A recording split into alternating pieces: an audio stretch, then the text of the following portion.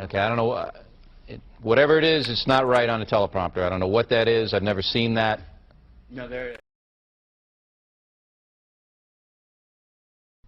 Okay, I don't know. Whatever it is, it's not right on the teleprompter. I don't know what that is. I've never seen that. No, there is. We are going to do Sting, yeah. Okay, but...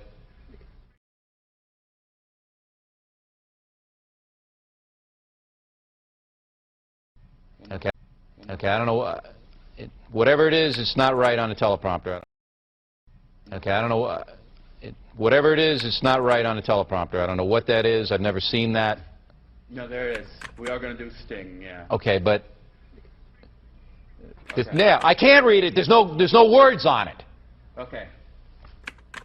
Honey? Sure. There's no words there. To play us out. What does that mean? To play us out. Sting is going to do, it's a video, Sting video. What is... For credits. I don't know what that means, to play us out. What does that mean? To end the show? Yeah, yeah. All right, go. In 5, 4, 3. That's tomorrow, and that is it. Okay, in 5, 4, 3. That's tomorrow, and that is it for us today. And we will leave you with a... I can't do it. Okay. We'll do it live. Okay. No. We'll do it live. Fuck it. Do it live. I'll write it, and we'll do it live. Right. Fucking thing sucks. In 5, 4, 3. That's tomorrow, and that is it for us today. I'm Bill O'Reilly. Thanks again for watching. We'll leave you with Sting and a cut off his new album. Take it away. Do it! Just do it! Don't let your dreams be dreams. Yesterday, you said tomorrow. So just do it! Make your dreams come true! Just do it! We obviously didn't communicate clearly. We're here to discuss your surrender, not mine. Tú eres tan romántico molestando con una vipa. Me preguntas si te quiero. Yo te digo que no estoy lista y no quiero comenzar. No hay nada que pensar. Yo te dejaré atrás. Mientras gano más y más. No estás en mi nivel y tú no eres obligación. No estás motivada y tú aburreme corazón. Eres un idiota sin inteligencia y razón. Entonces déjame tranquila mientras escriba tu canción. Tú eres tan romántico molestando con una vipa. Me preguntas si te quiero. Yo te digo que no estoy lista y no quiero comenzar. No hay nada que pensar. Yo te dejaré atrás. Mientras gano más y más. No estás en mi nivel y tú no eres obligación. No estás motivado. Corazón, eres un idiota sin inteligencia y razón. Entonces déjame tranquila mientras escriba tu canción. Estoy aquí a disfrutar. Estoy aquí pero quiero gozar. Si quieres a mí pero vamos a bailar. Cintura a cintura papi tra tra tra. Bailando, gozando y me gusta tomar. Pero no quiero pendejos que no quieren respetar. Déjame pendejo papi ya no más. Déjame pendejo papi ya no más. Estoy aquí a disfrutar. Estoy aquí pero quiero gozar. Si quieres a mí pero vamos a bailar. Cintura a cintura papi tra tra tra. Bailando, gozando y me gusta tomar. Pero no quiero pendejos que no quieren respetar. Déjame pendejo papi ya no más. Déjame pendejo papi ya no más.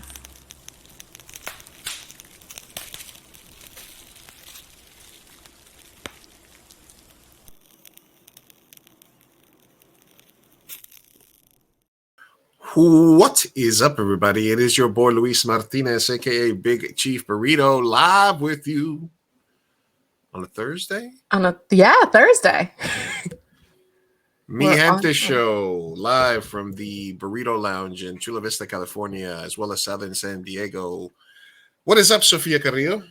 Nothing much, Lou. Did you miss me? I haven't seen you in a long time. I mean, I saw you like an hour ago, and then I saw All you like 2 day. hours. I've seen you Yeah. I've sent you various points during the day. I bought you lunch. Yeah, it's been great. Thank you. Thank you for that. Thank you for feeding me. It's great. Thank you. Hope How everybody's are you doing? having a pleasant February.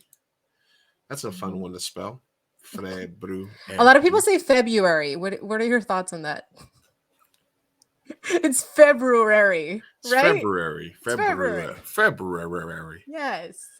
The more you say a word, the less you can really imagine that it's a word. Who made this up? Relax, February, guys. We're prepping for a lot of things happening here at Mi Gente Show this month and next month. Sophia is starting her escapades on reality TV, Yeah. both as a contestant on a dating show and it's called As the Lesbo Turns, right? Or what's Yeah, the name of it? that is exactly it. Coming out for love, Lou. Gosh. But yes, it premieres this Saturday. So watch out for Yes. that. And Mi Gente Show is a proud official sponsor, media sponsor of the San Diego Latino Film Festival. It's kind of a big deal. We'll be providing coverage of the festivals, interviewing filmmakers, festival attendees, artists that are part of the art installations, and a lot of coverage here directly from here. We're also going to be partnered with Cinema Viva. They're going to be providing us with some equipment as well. Shout out Horacio and his people at Cinema Viva for helping us out. And we're going to be doing a lot of cool stuff for the festival. But tonight, we're going to be catching up on tabs. We haven't done a pod in a few days, so we're going to be catching up on some news and culture. What's happening in the world? Spy balloons, UFOs, Jesus. Uncle Biden. Another Russian diplomat fell out of a 16th-story window a couple of days ago. That's always dangerous. If you're a Russian person, you got to stay away from windows. A lot of stuff happening in the world, but to help us chat about it today, we did a cross promotion today. We crossed the streams, as I like to say. We guested on a local podcast called the South of A Podcast, which is a local podcast that focuses on San Diego culture and San Diego events and locations, but also talks about topical stuff. And we had been talking to them about having a crossover episode where we guested on their show, they guested on ours. We just did 45 minutes or an hour with them, and then 15 minutes later, we're back at it. Yeah. So now on our turf, Mr. Vega, thank you for joining us. Hey everyone, how you guys doing? I feel like I just saw you. You know, I think it's the most I've hustled over episodes. You know what I mean? And I like it. I thought I'd be tired, but I like it. Oh, just you wait. We can go. Listen, sometimes what's our longest? We've done like a 4-hour one. I've done a 4.5-hour pod before. It won't be that long, I promise. It won't be that. I was gonna say. I mean, I'll just gotta get some coffee, but I'm down. We did a meeting today, so we're not doing that again. No. But we talked a little bit about it, so I know the answer to this. But can you tell us a little bit about why you started the South of 8 pod? Yeah, of course. So South of the 8 kind of started as another one of my hobbies. I have this chronic illness known as curiosity. So I just kind of jump from hobby to hobby, and it's always kind of been like that. And then one day, this was pre-pandemic, matter of fact, I got really into podcasts and just the diversity of them. I've always listened, but I just got really into them, right? And at one point, the narcissist in me said, like, I could do this. Like, this is cool. And I feel like we don't have a local San Diego. At least at the time, I didn't know of any, right? Mm-hmm. And so I told myself, okay, you'll do this, but only if you sell some of your other hobbies, right? So I sold a bass, I sold this, I sold that. And I was like, that way I can justify starting a new hobby. I sold my PlayStation, sell all of the stuff that kept me entertained. And then a week later, everything closed down because of the pandemic. So I hadn't even received my stuff, and we go full pandemic mode, right? So everybody's playing, everybody's learning their instrument again, like all these things that I just gave away. So I was like, wow, all I have is the podcast. So I got the equipment and I was like, fucking, let's start inviting people. And it was my way to stay sane. And I realized I really liked it. And it's just kind of morphed into this variation of local scene stuff. With lately, I've been doing some more political stuff. And yeah, it's fun, but it's I go on and off, but it's fun. I really like it. What made you choose like South of the Eight as a title, and then kind of like, just the theme of it, I guess. So the theme of it is because it's all I know, right? Like growing up in San Diego and Tijuana, that border kid, how you had mentioned on my episode. Make sure you guys check that out. Yeah, so that border life kid, it was just so unique because I'd meet people from other places or I have family and go visit them, and then realized at a very young age that like my perception was like tiny compared to what everything else was. So I really appreciated the things like carnes aburritos, right? But also some of the in the world, and then also just crossing the border, that experience. So again, it all felt very special, and I knew other people shared it with me, and I just kind of wanted to talk about it. And for the name, funny enough, it's me taking it back because I worked as a EMT for a long time, driving ambulances and Oh, stuff, wow. and then I started taking people up north, and then sometimes bringing people down south, right? And time and time again, I would hear, "No, I don't go south of the 8," like in a derogatory way, Mhm. And I remember thinking, like, "Huh, that's funny." When I was in school, in high school, that's what they would call us if we ever did sports and went up north. It's like, "Oh, those are the kids from south of the 8." At the time, it didn't seem bad, but when those ladies, white ladies, were saying that shit, I was like, "Oh, sorry." I try not to cuss. No, you're fine. We cuss Okay. up a storm. Awesome. So when I heard that stuff, right, I'm like, oh shit, it like clicked in me, and I was like, oh, that's fucked up. It was always derogatory, like it was always this otherism, right? And I tried not to get hung up on it. So then I was like, you know what? Where am I from? Yes, San Diego, but I'm from south of the 8, And I don't know if like ever since I named that, I guess I started hearing it more because I was like, oh, now I notice it. But I guess it is something people say, south of the 8. To me, it just felt very specific. It is. I never knew it could be used as derogatory from the north of the Eighters. Now I'm Yeah. angry, but Yeah, I whatever. didn't mean to trigger anything, but Yeah, I remember definitely hearing do. that time and time again, right? And I was like, Yeah. "Oh, what the fuck?" Yeah, but But it of is a course, term that of course, they definitely use it, like what you said on your stream or on your pod, that anything north of the 8 just seems like it's LA. it's a whole different world. It's Mhm. just it looks different, fucking smells different, and again, for me, I never had anything to do with North of the 8. So the only time I saw it was right before passing the boobies, right, and then going to LA. The movies, yeah. Right. So to me, it was just like, oh, that's all one big block before I go to my family in LA. Mhm. But then I realized, oh no, like Del Mar, fucking La Jolla, I mean, all yeah, that sort but of stuff. you go to the fair once a year and then, what else is there to do there? Exactly.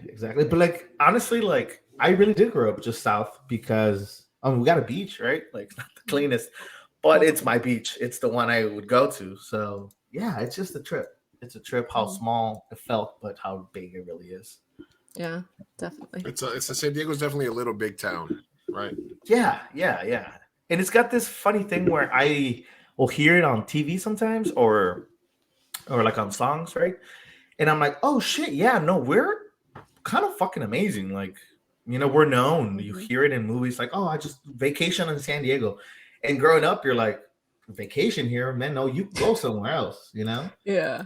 because it's sort of in the shadow of LA as far as like popularity. But no, we're right fucking here and we're killing it, man. San Diego's awesome. Mhm. What has been your favorite guest or topic on your show so far? That's rough. Aside from us, of course. Of course. You know what? I think guess it's hard because thinking back, I'm like, oh man, I really like that person, but am I basing that off how much I like him, or you know what I mean? Yeah. But the topic, definitely when I get to know someone, like when I really, because yes, it's San Diego based and stuff like that. I'm here to talk about your business, your podcast, your this, your that. But then when people are just like, yeah, like I grew up here, this is what I did, like that's really cool to me, And I don't know if like the people that listen like that sort of stuff, but I really like it because I get to know someone, and then it becomes more than just someone I DM'd for an interview. It becomes something like, oh wow, that's cool. Like I got to know you. But guest wise, the co-directors of Border. Sorry, I'm blanking on the name right now. Border Kindness. Oh. We did a walk at the desert for um, for immigrants, and that was really humbling. That was kind of an intense experience. It was we carry supplies, clothing, food, stuff like that, and this is something these guys do every weekend, you know. But we got to do it, and I was like, "Oh shit, this is crazy!" And I've been wanting to go back, and I really wanted to find the time, but it's a humbling experience, and it's very like, again, it just sort of existential, you know. Mhm. So great So experience. And what kind of work do they do? They take clothes to or so they do a whole lot of stuff, but it's very much border based, right? And one of the things that they do is they do these walks where they'll take people with backpacks and they'll fill it up a gallon of water, food, sometimes hats, right? Supplies. Sometimes nothing. Now they're doing jackets and things like that for the cold. Mm. And they have a trail. They have multiple trails, and we'll have a leader that's super well prepared. Man, if you could see the backpack this guy carries, well, I'm sure there's multiple, but like they carry so many supplies for us, right? And then we carry the supplies for the trail. And we go to certain spots, we drop off water, we drop off supplies, and then we kind of leave. And then we pick up whatever wasn't picked up last time. And you can tell that people have been opening up these cans. I mean, you see the change of the socks, right? You see clothing, you see backpacks that weren't there. And you're like, oh, these supplies are being used. Like this work is super important because it's not like it's just, oh, yeah, it hasn't been touched in a month. No, these guys go weekly or every other weekly to certain trails, and they're always, someone always do something, you know? So, yeah, pretty intense. I got to interview them about that, and that was really cool. And I remember doing a follow-up episode just about my Jessica's and I's experience doing that whole thing, and it was emotional, but it was also like really rewarding. And it sucks because when I talk about it, it always makes it seem like like how I felt and how great I felt about it. But it is great work, you know. Like if not for anything, do charity because it feels good, you know. I guess. Yeah. That's one way to say it. But yeah, cool experience for sure. Absolutely.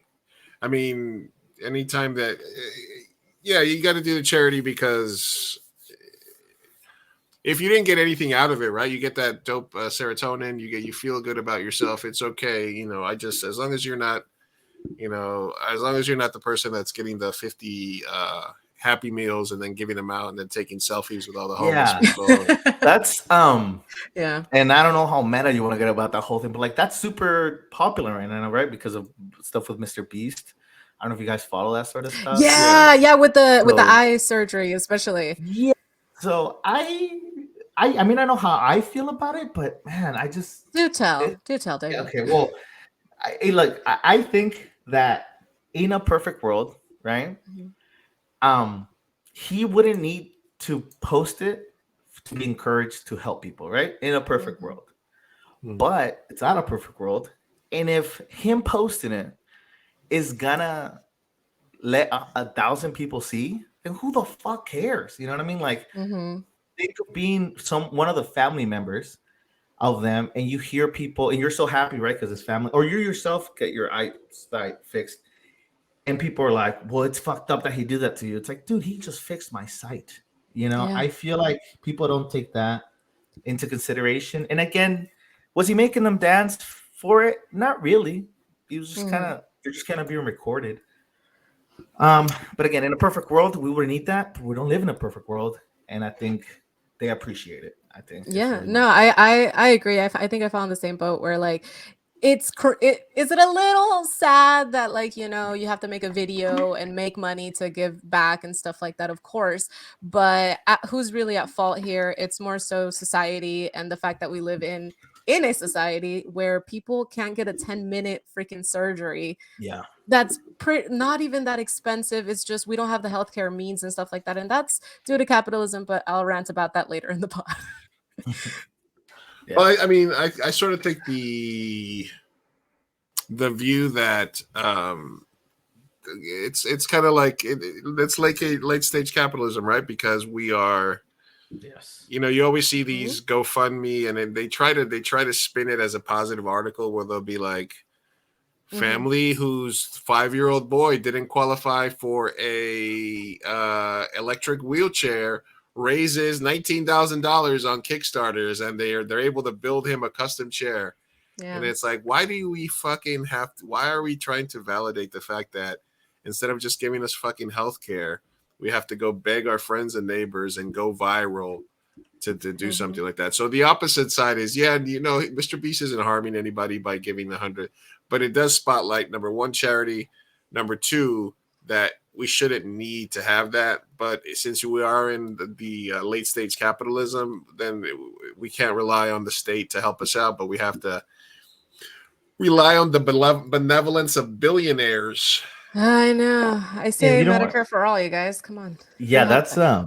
that's an interesting topic because right, you want to be like, oh, like without them, right? And it's Mhm. just more of like our dependence or our idolizing of billionaires, right? Like even Mhm. Mr. Beast. I mean, that's a whole different problem, but like just the idea that thank God for billionaires, you know? It's like, Yeah. no, no, okay, no. Like, let's not go that far. But yes, because of everything you guys mentioned, it's a shitty situation, but I think the people prefer having sight, you know? And then Yeah. you ask the question, like, where do we draw the line, right? Because then the next guy might make him sing and dance. Can we still justify it? Fuck, I don't know. Like, we'll Mm. cross that bridge when we get there. But I think people are upset about the wrong thing. Like we should be upset about the fact that it wasn't available.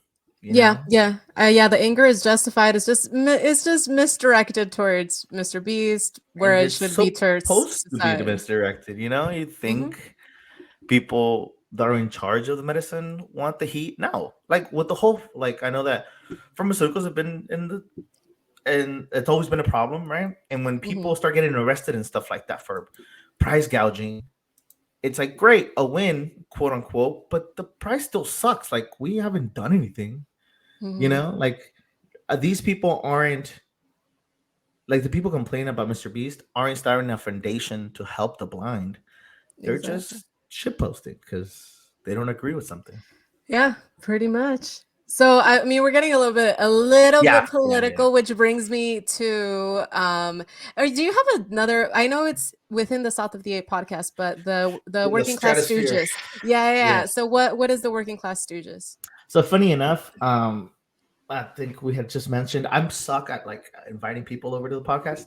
Mm. But I happen to have this really favorite library or bookstore of mine that is in the art hub. It's Ray's Rarities, and I used to go pretty often, just grab a book. They were cheap, $4, $8, right? And I am obsessed with getting books, so it was kind of like a fix for me, right? So I would Mhm. go buy a couple books, and then after a couple times, I was like, "Yo, this bookstore is awesome. Like, who owns it, right?" So I was talking to the guy at the counter. He's like, "Oh, it's mine. I'm like, my cousins and I, you know." And we kind of start chit chatting about the books I had. And my very radical comrade, Joey, he he's like, "Oh man, like it's great to be able to talk about this, like politics and stuff, you know, Yeah. with someone." And I was like, "Yeah, man, it was great." And then I finally got the courage. I was like, "You should be on the podcast. Like, I have a podcast. Ah, you Like, come did through." it. I did it. It took forever, but I was like, "I do it." And my girlfriend was so proud of me. She's like, "Oh my god, you asked about." I was like, "I know. I can't fucking believe it." So I finally so I asked him. He had me on. I had him on because it was on his bookstore, and I remember getting there. He's like, "Do you do video?" And I was like, "I really want to start." So like a lot of things started with the interview with him, and Mhm. then we recorded it, and it got super political right away. So then eventually I was like, "Yo, man, I'd love to keep talking about this, if not for just us." You know what I mean? Mhm. We are a little more left than most people, but I think most people are where we are. They just don't have the words for it, right? Yeah. I Yeah. agree with that. I mean, So yeah. go ahead. No, you go ahead. No, so then it became a regular. I don't know what to call it because I don't know that it's its own podcast. It's a segment. Mhm. I like to say. So Working Class Stooges is a pretty recurring segment that we've had, and it's a lot of fun. It's a lot of fun to write. Oh, not write. Sorry, to record. And Mhm. then lately we've been joining some book clubs, so we're really gearing up for this whole thing. So it's fun. But again, we're What? just working class. We're not academics or anything like that. We're just talking from our perspective as the working class. He's Mhm. a farmer. I'm a construction worker. So I'm union. So like we have our fingers in a lot of this like red that we have in San Diego, Mhm. but refuse to accept. Oh, I love And it. that's kind of the stuff we bullshit about. So I yeah. love it. Out of curiosity, what are some of the books that got you guys I guess Uh, started? Das Kapital. Some excerpts from Hegel and Marx, and Lenin. And then what other? So just like super political, Yeah. 1800 bucks. That he's like, oh wait, you're Lenin? He's like, you read Lenin? And I was like, well, and yeah, like I'm trying to. And we kind of just started bullshitting off of that. But I remember I bought a book. He's like, because that's how the conversation started. He's like, like I really didn't want to sell that book. He's like, but he's like, the reason I opened up this bookstore too was to get rid of stuff, Uh-huh. So I was like, oh, that's cool. And then we kind of started bullshitting off of that. Where is this bookstore? Yeah, I wanna The know. R? It's in the R Hub. It's so in front of Por Vida, there's a little art nook that has a lot of studios. They'll have like stores, and they'll have like individual art studios. And if you walk in there all the way to the back, Reyes Rarities, he's open Monday through Saturday, I believe. It's always there. Oh. But it's a good time. And the cool thing is, like, we do talk a lot about political stuff and leftist stuff, but he does have all sorts of books. He's a huge sci-fi nerd. He's been trying to Nice. get me to read some sci-fi. So if you're into sci-fi, he has a lot of that. You'll have just regular like old type of books, and these books are like $2, $4. Oh, wow. It's for the love of it. And if you go there, he'll also have a lot of like books where he'll have a QR code of free copies of PDFs. So if you go in there and want to rack up on some like books, he'll just have free copies, if they're public domain. I mean, he's not harming anyone. We're not doing piracy or anything. It's just public domain stuff. Instead of you buying the book, you can just kind of go in there and start scanning codes, and you have a library. So that's pretty That's cool so too. nice. I love that. Yeah. So Oh my gosh. shout out Joey Reyes from Reyes Rarities. Reyes Rarities. I We're love it. gonna have I'm to- we're looking gonna it have up to right check- now. We're gonna have to check that out. Hey, what's up? No, it's a everybody? good time. You guys haven't been to that little art hub. There's a lot of stuff there. There's other creators, I guess, artists. They'll have jewelry. I know his wife is right next to him, and she sells jewelry. And then there's other studios that'll sell their art, or I don't know. There's a little block in there that sells nothing but spray paint. It's super badass. Is this But it's cool. Is this in like Logan, or is it? Yeah, it's in Logan. Yeah. So I want to think of. Do you know the Logan Park Inn? It's a bar that's right there in Logan, kind of next to Border X. It's like a little dive bar. It's right next to that. Yeah, I It's think so. called, the art hub. Yeah. The funny thing about Logan is that there's so many like side things. There's one right next to There really Porvito as is. well, next to the record store, where you go to the back and it's a shop. I don't know. I always find something when I go there. It's a fun time. Oh, all right. All right. Some good All recommendations. right, guys, we are live talking with David Vega from the South of 8 podcast. Thanks, Melody, for stopping by. Melody says, my art studio is a few doors down from Art Hub. Saludos. Oh, awesome. Yeah. Hey, nice. And a lot of cool artists down in Bar Logan and all of San Diego, really. But I just love when it like finds itself. You know what I mean? Just art people doing art shit kind of stuff. Art It's people really doing art things. Yeah, man. It's awesome.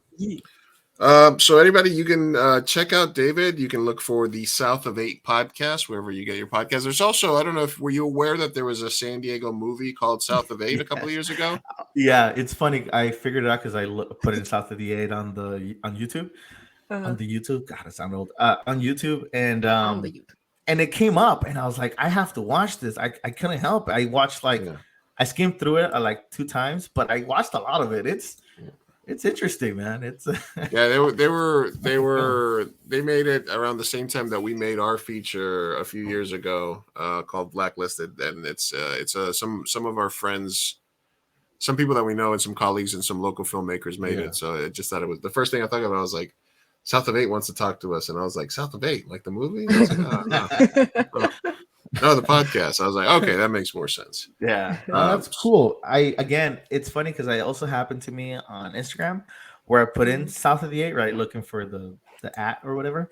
Yeah. And there is a photographer that had a page. You can tell it was had because they haven't posted it since like 2016 or something. And I'm like, man, I really want that. And I've DM'd them a bunch of times, but yeah, I mean, it's one of those accounts I'm sure someone just still has the password, but just completely forgot about. And it's a bummer, but yes, that's how I found about the indie movie. Pretty interesting. Oh, so you wanted the name? Yeah, because my at is like SOT8 podcast. Oh yeah. So it's weird, right? And like it's just I didn't know what else to put, and I have put South of the 8, but I can't put a number. I don't know. It's just South of the 8 _pod. That would Ah, be cool. Yeah, maybe that's what I I should don't do. know. But then that's a word. I mean, I don't know that that would fit anywhere. So Yeah, well, Yeah. it's just such a pain. But it's one of that's those also things that I'm part of. really not good at. So It's okay. That's what one of the reasons why we added show as well, because Mi Gente was already taking on everything. no way.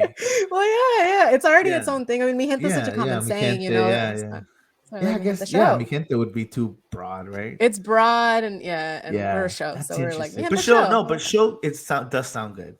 Mi gente Yeah. show. And we got lucky Really? because we got it on everything. Last week I No got way. it on YouTube, and I was like, Nice. it's for sure not going to be available, and it was. I was like, Wow. yes, That is, cool. yeah, you guys are lucky because mi gente, you'd think, I mean, it's a You would very think, good yeah. name, but it's because it's a very good name. Like, why Yeah. wasn't it taken? You know? Exactly. I know there That's are cool. some subsets like other podcasts that are like Mi Gente Talks, Mi Gente Blank, but Mhm. you know, Yeah. stuff like that. Margarita, hey, what's up, Margarita? She's Margarita. saying, do you have the South of 8 license plate? I think I saw that recently. I Oh, haven't that's seen it. interesting. No, I Do do you? not. The commitment. But it's fun. Yeah, right. That it's funny to think that someone does. That's a commitment right there. But Did yeah, we like appropriate? Do you think we appropriated South of the Eight as like a saying, like since white people do be using it in a very offensive tone? But I think it's like I don't think it's like a slur. You know what I mean? I think it was Yeah. just like I don't happen to go south of the. You know what I mean? Like it's literally Yeah. like A saying, like a local saying, I guess. yeah, I guess a local saying, but even just like literally what it means, right? I just don't go south of the 8.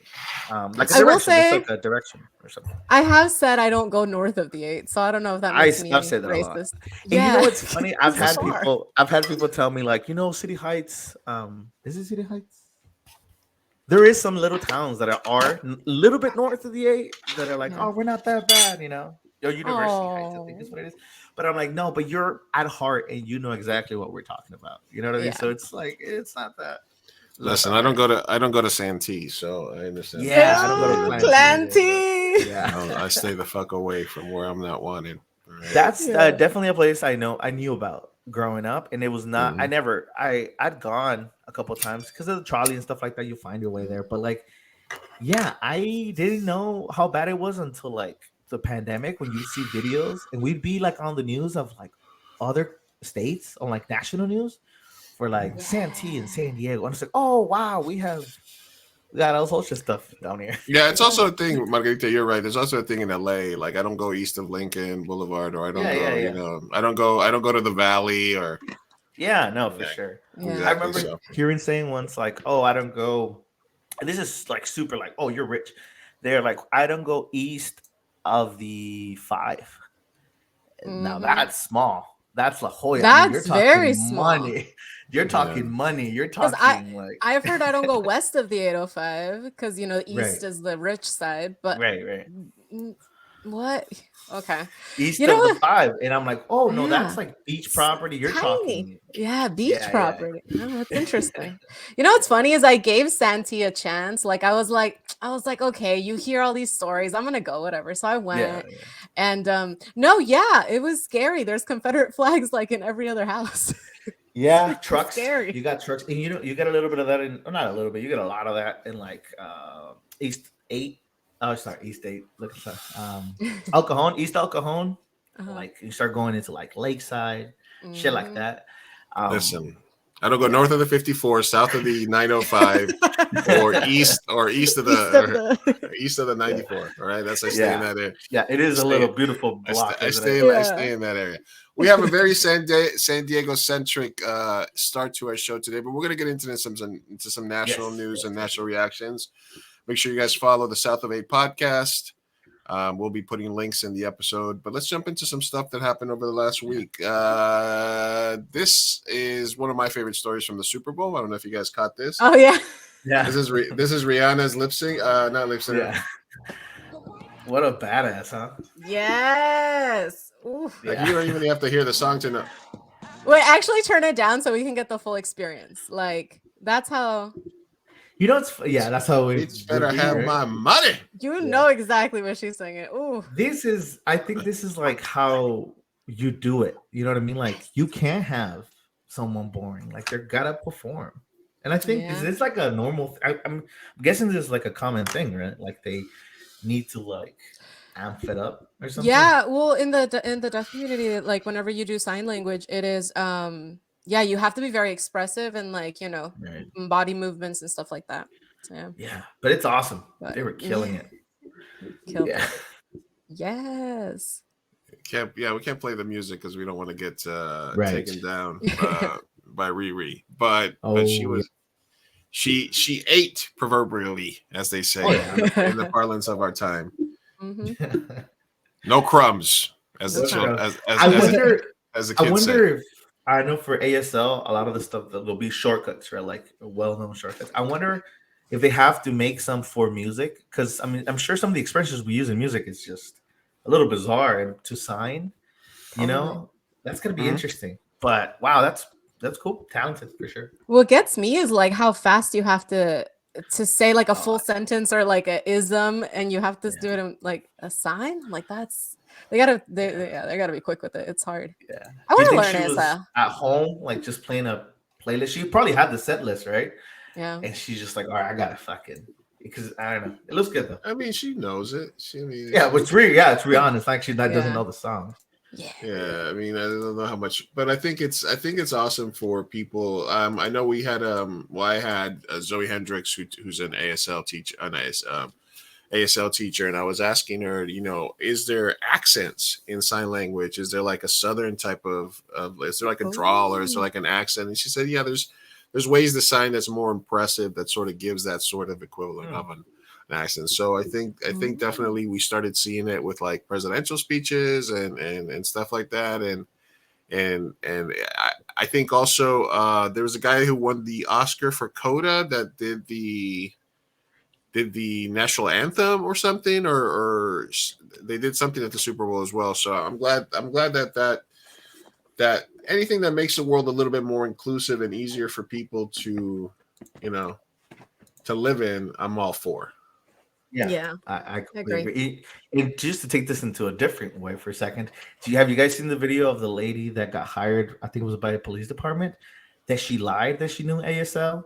So she goes through like multiple briefings signing, but it's complete nonsense. And it wasn't until like the third. No, look, I'm not kidding. Look it up. And like it wasn't until the third news broadcast that someone's like, "Yo, this person doesn't know how to sign. They just lied. They lied, and they're just saying complete nonsense." The fact that they got through 3 meetings is like astonishing. Exactly. No one. Yeah, that was But it goes to show how much we still have to learn. Like, yes, it helped. It helps that we have these, but how about we make sure that it's all being translated properly? Like it's it's rough. Yeah. But kind of. We got to be better. They should teach ASL as like in school. 100%. Yeah, and if they do, they don't do it enough because I don't know anything. I remember learning a couple things when I was in EMT. I love you. Yeah. That's all I know. There's like and honestly I'm blanking on this. I don't know it anymore, but there is certain ASL that was used for medical personnel just to know how to gauge like 1 through 10 pain and where does it hurt kind of thing. To be able to engage, but this is very minimal and it's like I should know more. Like it's rough, Yeah. No, totally agree. Absolutely. Yeah. What was your give me a second here as I update our logo. Look at that, me. Look at us. Yeah, ooh, look at us. Nice. Look at my eyebrows. Yeah, look at that. Dick. Look at that. Did they get the man bun correctly? Yeah, they got it, man. I think they did. I think they got the yeah. They got the man bun, the smile, the mustache, and the chain. Yeah. The predominantly black shirt. Yeah, there you go. Hey, man, it's a look. I'm not even gonna. It's a look. I was talking about this. Did you guys watch the Super Bowl? Yeah. No. Okay. I watched the Rihanna show. Yeah, with the halftime football They game. were playing football at the Rihanna concert. Did you guys see it? Yeah. That's crazy. Yeah. Well, the main Rihanna thing was that her plate was her class was, it's always the Christian versus the satanic in the Super Bowl. Anyway, Terry Bradshaw at the end of the game when they were presenting the Super Bowl trophy to Andy Reid does this. Let me get the big guy in here. Come on, waddle over here. All right, one more time for the big guy. Let me get the big guy in here. Come on, waddle over here. Okay. Congratulations, Andy. That's not nice. So it Yeah, I says, remember hearing it when it happened, and I was like, "Oh shit, he said that." Yeah. Into the sunset. That's not going to happen, is it? No, no. I'm right. going to enjoy this one right here. I'm going to tell you, this is unbelievable. Yeah. But how Wait. those cheese? And then at the end, what do you say? That's what we're talking about. Have a cheeseburger on us and enjoy the Hawaiian shit. What? So first he says, "Get the big guy, get the big guy, Yeah, waddle over here." waddle on over here." Love it. And then at the end he says, "Go have a cheeseburger on us, you fat fuck." Oh my god. Just Well, honestly, that sounds like kind of shit that like they were friends. It yeah, just that's what happened I to was gonna slip say. out Are they homies or national no? TV, but like that sounds like the kind of shit you say to a person you either really don't like or someone you do like, right?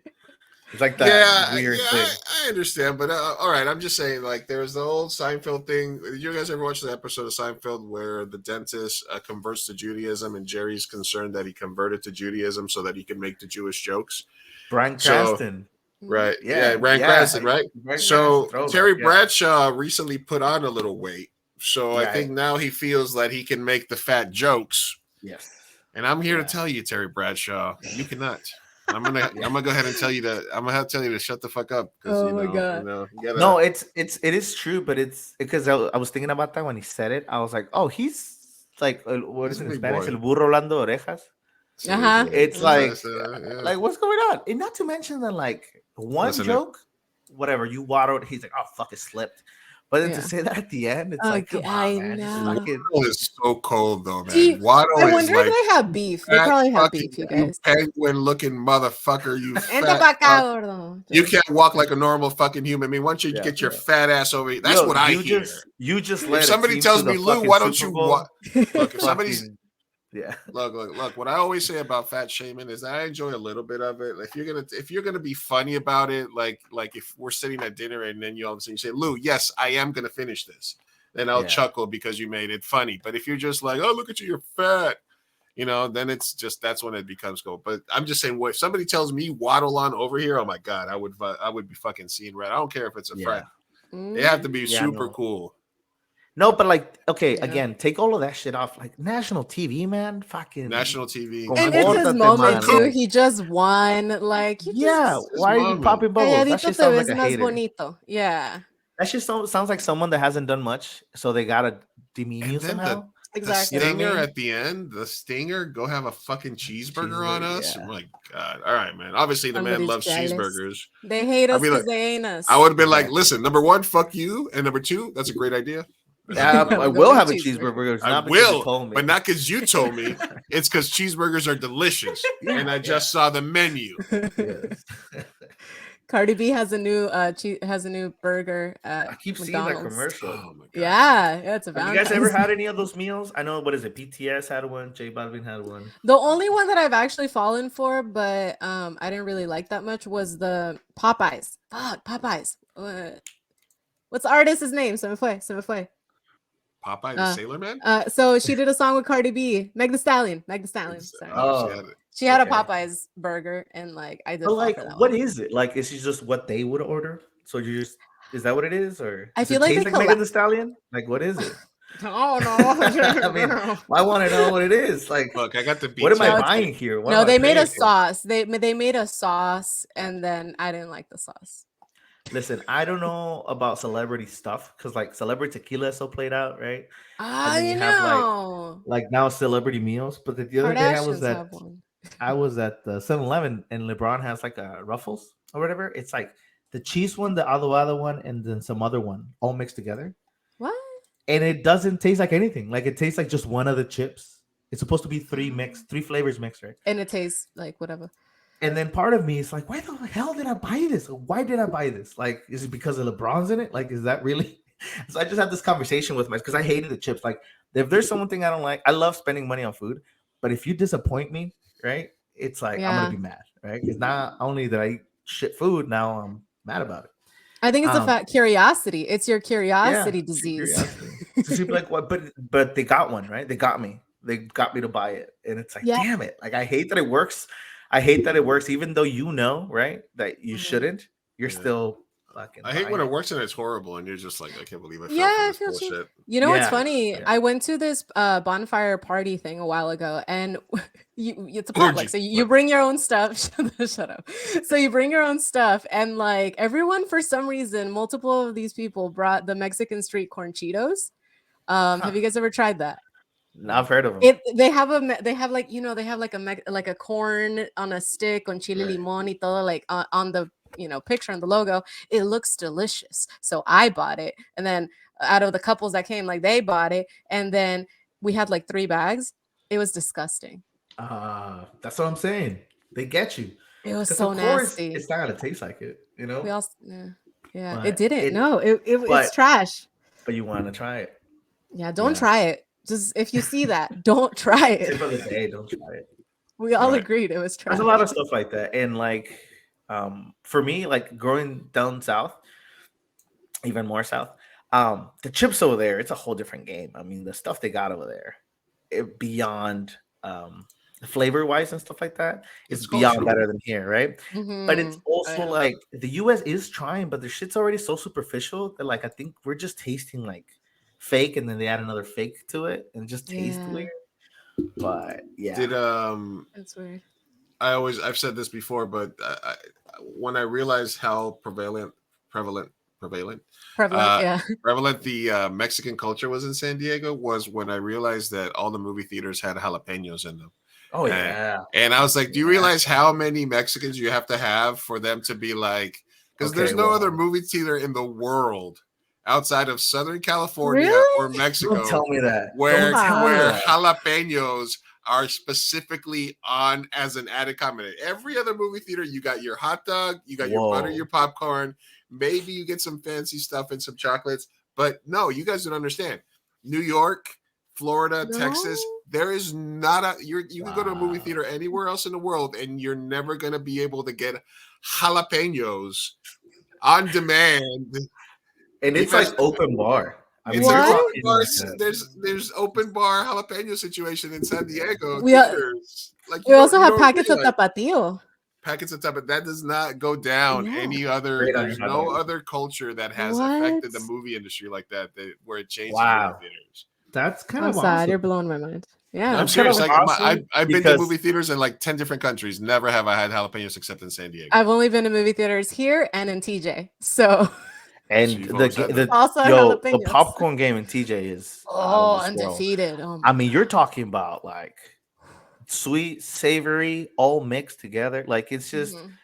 it's a dream. It's No, so not to good. mention that you can order a crepe. They have crepe carts in the hallways where you can get a crepe on demand to go watch your movie. And then they have this thing called the VIP, which apparently someone told me there's one in San Marcos as well. I haven't What? seen it. Yeah, there's one in San Marcos. But it's not Cinépolis. Cinépolis. It is. It's Cinépolis is? VIP. But anyway, the one in TJ, you have a menu and you can tell them at what time you want the food you want to order. And I'm talking Yeah. sushi, beer, a burger, and you Yeah. put the times. And then when the waiter comes, or there's a button for the waiter, and you can keep asking for stuff. It's super Yeah. bougie. Yeah, But and that's the one it's- with the recliner seats and like, oh, it's so good. It's so good. Yeah. Now I guess Chula Mall has like a reclining seat, but like Yeah, before that's that, probably the closest. That's the one that I go to. $5 Tuesdays with the recliner chair. man, Oh, it's yeah. yeah. Yeah, $5 that's the thing. Tuesdays. I just found out about that, and honestly, it's awesome because they are a little pricey, but they're Mhm. worth it, man. Like right there. Yeah, It's a good especially spot. you get the recline, get back, you can Mhm. get a drink at your table. So that's good. The movie experience has Not been to- stepped up. Not to add too much on the tabs here, because I know this is your guys' thing, but what is your Well- guys' thoughts on price? The The seating difference in prices. prices, yeah, seating prices, Mhm. changing the seating prices. Did you hear Like about that, Lou? Yes. I know you guys are into movies and stuff like that, and from an art perspective, you think it's good because it'll get more people in, or is it just the preamble for them to be able to push up Listen, the prices in like 5 years? I think it's the preamble for them boosting the prices. I think that it's good in theory, but in practice, it's not going to work out. Because listen, I'm broke. Let's say I want to go watch a movie and all the seats that I want to get are taken. I'm just not going to watch it that day. I'm going to reschedule. I'm not going to sit in the front. That's not going to get my ass in a seat. Or I'm going to find a way to not buy the ticket or I don't know. I'm gonna find a way to cheat the system. Is what I'm gonna do. Okay, but I am not gonna sit in the front row seats just because I can't afford a better seat, and I'm not gonna save up my pennies to spend it later on. I don't know. I just feel like it's a little shamey on the people that can't afford it. It's a little segregation-y. I'm getting segregation. I understand where they're coming from because some seats are worth better. It sucks if you pay the same Oh, price and then you have to sit in the 100%. front. So that sucks. So I get it, but it also just feels like it's leading up to them just upping the price fully, like, as opposed to because they can up it from, whatever they want. It's capitalism. They could just up And it they to and they whatever they want. will. Like And they it's will. almost yeah. That's where kind of where I'm at too. Yeah. Oh. I don't know. I'm still at David thinking he can bring up a tab during my segment. That's Oh, hey, I asked. Louis, Listen, get your Louis. ego in check. That's Louis. an I asked for unauthorized consent. tab, so I'm going to go ahead and I'm just kidding. Yeah. I think it's. I asked for consent, so I think we're good.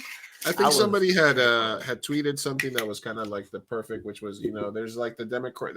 There's nothing more democratic than showing up early or being able to be on time so that you can get the best seats in the theater. It's like it is what it is. Assigned seating is one thing because you can really pick, But like you said, I've the only time I've had to sit in the front, I've sat in the front. I sat in the front of a theater to watch Mars Attacks because it was the first weekend out and we wanted to see it, and that was all that's left. Or sometimes you have to, sit on the side and stuff like that. It just happens, but so I think that's more if you're lazy or if you have to see it, or if you don't plan ahead, which sometimes we are. So if you're telling me I still want to watch this movie today, all right, all that's left is the front row, and that's $5 cheaper. Fuck it, I'll take it. So I don't think it's a huge big of a for the deal. next 5 years. Yeah. I was gonna say in theory, and for the next 5 years, I'm sure it will be that way. But I mean, I'm thinking kind of like Airbnb or Uber, right? At their heyday, like at the beginning, they were a shining star, right? Maybe not for the workers ever, but like for the people that were like, as someone that used Uber, holy shit, way cheaper than everything else, right? Yeah. Airbnbs way cheaper than hotels. Now they got me doing chores and shit. So I'm just saying that we know it's gonna get worse. So it is a little scary, but and then let's be honest, the moment the movie starts, everybody's gonna shuffle to the good seats. Like who the hell are they? Yeah, kidding? exactly. If I can pay for the cheap seat and then if it's not filled up, I'm gonna sit on the nice seats. That's what I'm gonna start doing. Just like pay the cheap ones, especially because I'm sure you can tell which seats are taken. So if you already know that it's mostly empty and it's 30 minutes till the movie starts, hell, I'll buy the cheap ones and just so I can, go up. So yeah, but what who's if they always start better? making that unavailable? So let's say you get to the booth and then they're like, which seat do you want? And then they see that most of them are empty and they force you. Like, no, sorry, we're blocked off the cheap ones. But they can't, like, it's they can do can't whatever they enforce that. want. They can enforce Yeah, and the worst anything. part is like who is gonna have to deal with that? Like regular Joes, right? And it's like, fuck, I hate my job. So it really does suck for a lot of reasons, but whatever. And like I think like it's kind of interesting, given how much the movie theater like needs us right now, like to survive. So it's like, wow, you gotta pull this shit now. That's what I was gonna say. I'm like, it's not as if you guys are. I mean, you guys are already doing so badly. Like, why put any more rules and restrictions? You're making me not want to support you, and I love cinema. Yeah, it's hard. It's hard, especially for like indie films and stuff like that. It's really hard to watch another Marvel, or like all the seats. I mean, I know hate towards that. It's whatever, everybody likes different things. I'm just saying, like, a little more diversity would be nice, but I guess it's whatever sells, right? Yeah, I agree. Whatever. No, it definitely feels that you might be right. It might be leading to something else, but I don't listen. It's capitalism, so they can do whatever the fuck they want. We can stay home if we want. Most of the things. So, but AMC has a $5 Tuesdays. Most theaters do. If you join like their AMC Stubs program, you can get like $5 tickets on Tuesday nights or Tuesdays all days. Margarita. That's also what I do when I need a gay. Yeah, before 4:00, I think most theaters will have some kind of discount. Yeah, I think Regal also has like $5 movies. All right, Yeah. moving right along here. Never know. Let's crash another. Get to a couple of right. This is talking about top Putin war official plunges 160 feet to her death from high-rise building. High-ranking Russian defense official in war against Ukraine was found dead Wednesday after falling from a high-rise window.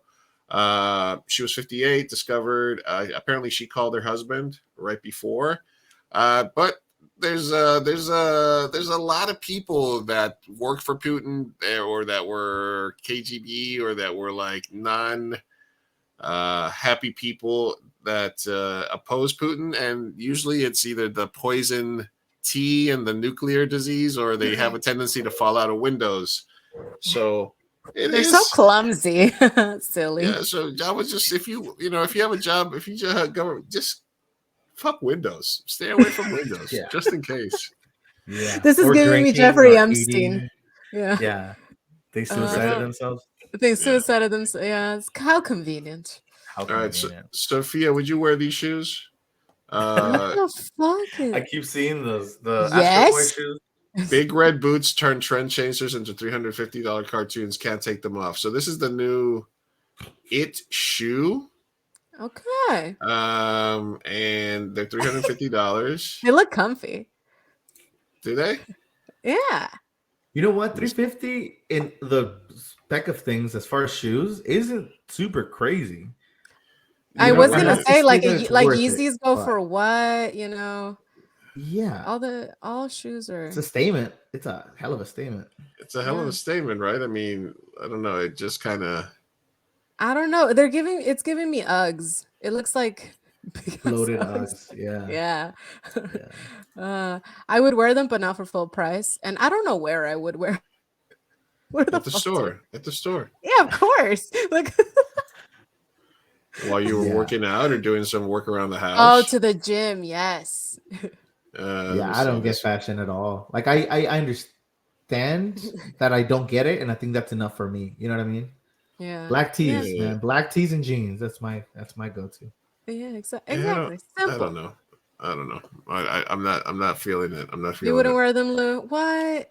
No, I guess. I mean, listen. If I was going on a date with somebody and I walked up to meet them and she showed up looking like this, I would be like, "All right, You would still go for it. Shut up. It's a yeah." conversation starter. As long right? as her Like, as Yeah. what the Sophia, fuck? as long as her frontal lobe had developed, Oh my god. I'd be like, "How old are you? How well developed is your frontal lobe?" Let It's me developed. look at it. It's very It's developed. developed. Well, I think what is it? 25? Is that when it Yeah, stops? 25. 25, 24 if Yeah. you're lucky. All right. To wear to Comic-Con? Yeah, maybe if that was Oh, cosplay. Yeah. cosplay. But I'm sure you Ooh. can do better for 350 than 350. For 350, you could do a whole outfit. Yeah. Yeah, yeah. Bad Bunny. What did my baby do now? No, he didn't Not do English. anything. This was the I love that. the translation, the caption. Speaking non-English. Speaking non-English, singing in non-English Oh my was God. was what the. So we go from Riri's ASL translator getting all into it, getting hype, Wow. doing it all, and then for the Latinos at the Grammy, we can't even get Bad Bunny lyrics on the Subtitles? screen. What is Seriously. he saying? He's speaking non-English. He's I don't know. speaking and singing in non-English. That's kind Uh-uh. of his thing. Oh, that sucks. What the hell? Yeah. Doing him dirty. Yeah, this was one of the things that came out of the thing. The This deaf happened. community needs to know Bad Bunny. Yeah, Baboni. Bad Bunny. My Bonnie. All right, this happened a year ago. Okay. Jen, I know, I heard. I'm so happy I taught you what they were. you did. That's you taught me hot. what's up, and then I bought an. Oh my God! Yes. 'Cause This- I saw you this- on the show with people, and you got So this was where Jimmy just lost it for You me. did the same thing. He's got did? parrot. He's Mhm. got this This brought is your- on. This is That's your mine. ape. So apparently, they took a picture of a non-fungible token and they printed it out, which is hilarious in of itself. Yeah. Mhm. So yeah, And then they're sitting there shilling this bullshit, having the whole conversation in the late night about how she decided to buy her ape and match her personality, blah blah blah. I'm not going to play too Version of much. it where he takes the hat off and blonde. Oh yeah, my God! There's one where he takes the hat off Oh my on god. this digital piece of shit art, and then Jimmy's like, "Oh, I bought one too." Oh, the audience laugh, and it was the most forced, cringy conversation of all time. Yeah, it was the worst. And now they're getting sued. What? Because if you go deeper into the NFT craze and specifically Bored Ape, what the origins of Bored Ape were, not pretty. Oof. You know, Hill and Fallon were chatting about their NFTs, typically digital art, which they printed out. So there goes that. We're both apes. Ha ha ha. Love it. Ha ha ha. Anyway, the Ape Yacht Club, blah, blah, blah, the celebrity hype. So this was kind of similar to like how the FTX exchange and the people were suing the people like Tom Brady who were promoting it. Yeah. Very simple. So all the Bored Ape people, the Rise of the Apes is a pretty cool article. I'll link it here. But basically now they're all getting sued for promoting this bullshit product. Here, I'll put it in the chat in case anybody wants to watch it later. But it's really interesting. How caught up on you on the NFT game, Mr. Vega? Honestly, I am just because I love seeing this shit go to shit. You know what I mean? Like, it's like as someone that hates capitalism, these sort of things, like when the whole AMC and GameStop stonk stuff was happening, right? Where a bunch of random people on Reddit made sure that billionaires lost a bunch of money, or millionaires, people from Wall Street lost a bunch of money. It seemed with this, like, this is the sort of thing that you were like, yeah, this is stupid. Why are they peddling this? And now that they're getting sued, it's like, great. You should be scared to peddle bullshit to your fans. Like, what the hell is Jimmy Fallon doing with crypto? Let alone promoting it so fucking.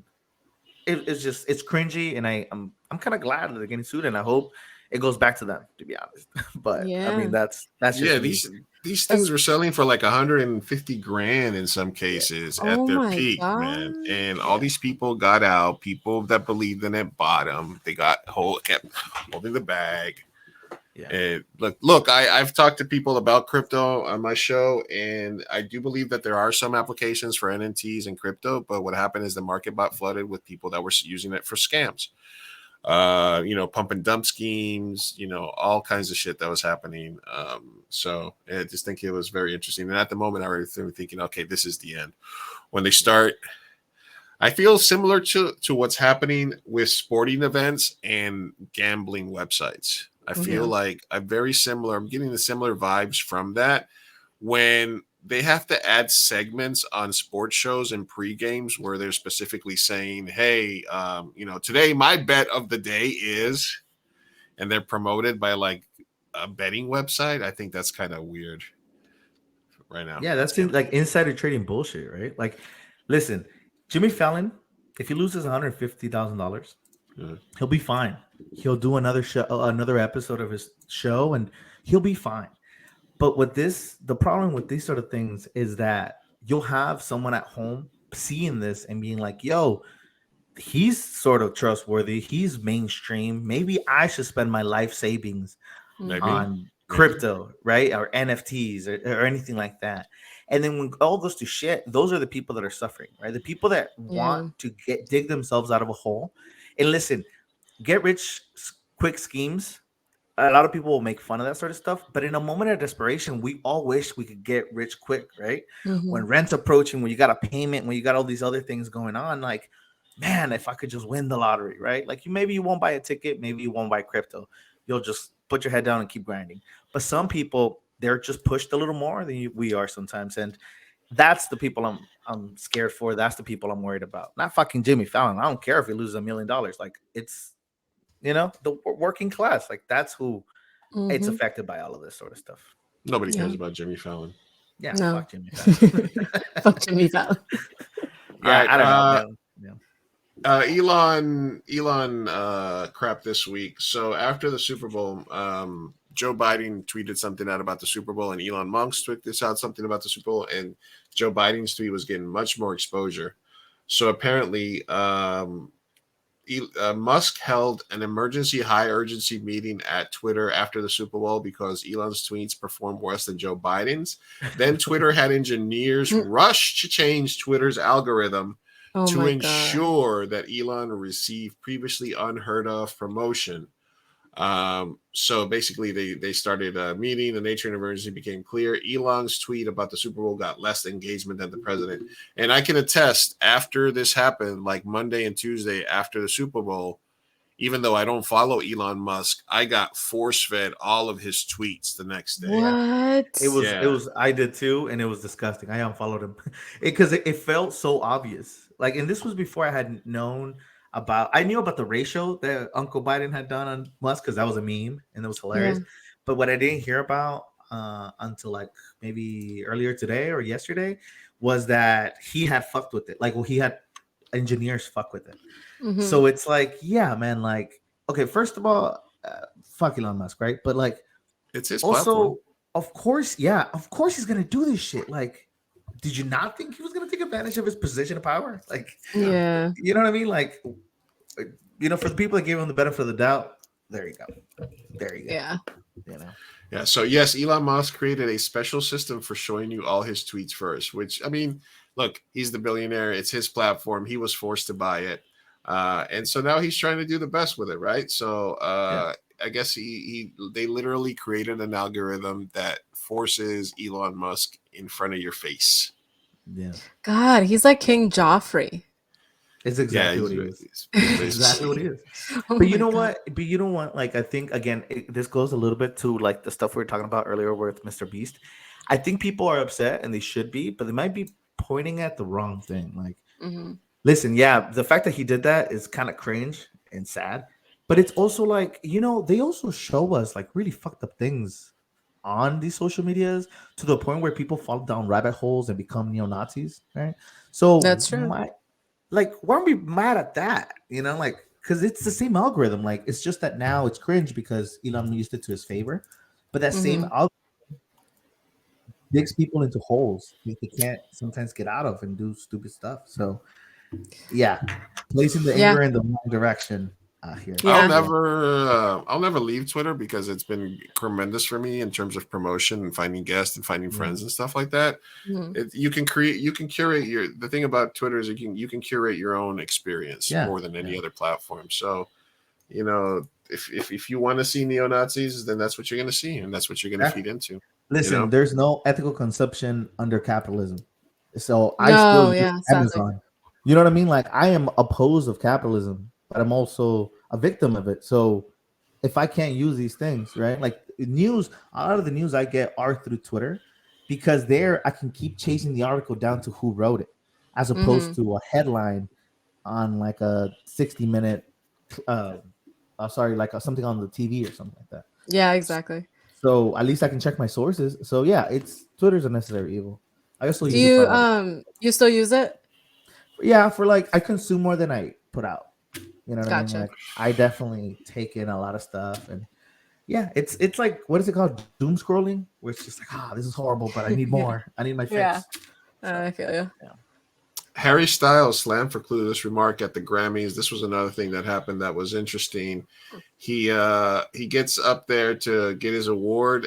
Bad Bunny and Beyonce were also up for the same award, whose respective wins would have signified the first Spanish language album to win, Oh no. or the first Black women to win since 1989. Oh, And what no. he says at the beginning is, "This sort of thing doesn't happen to people like me very often."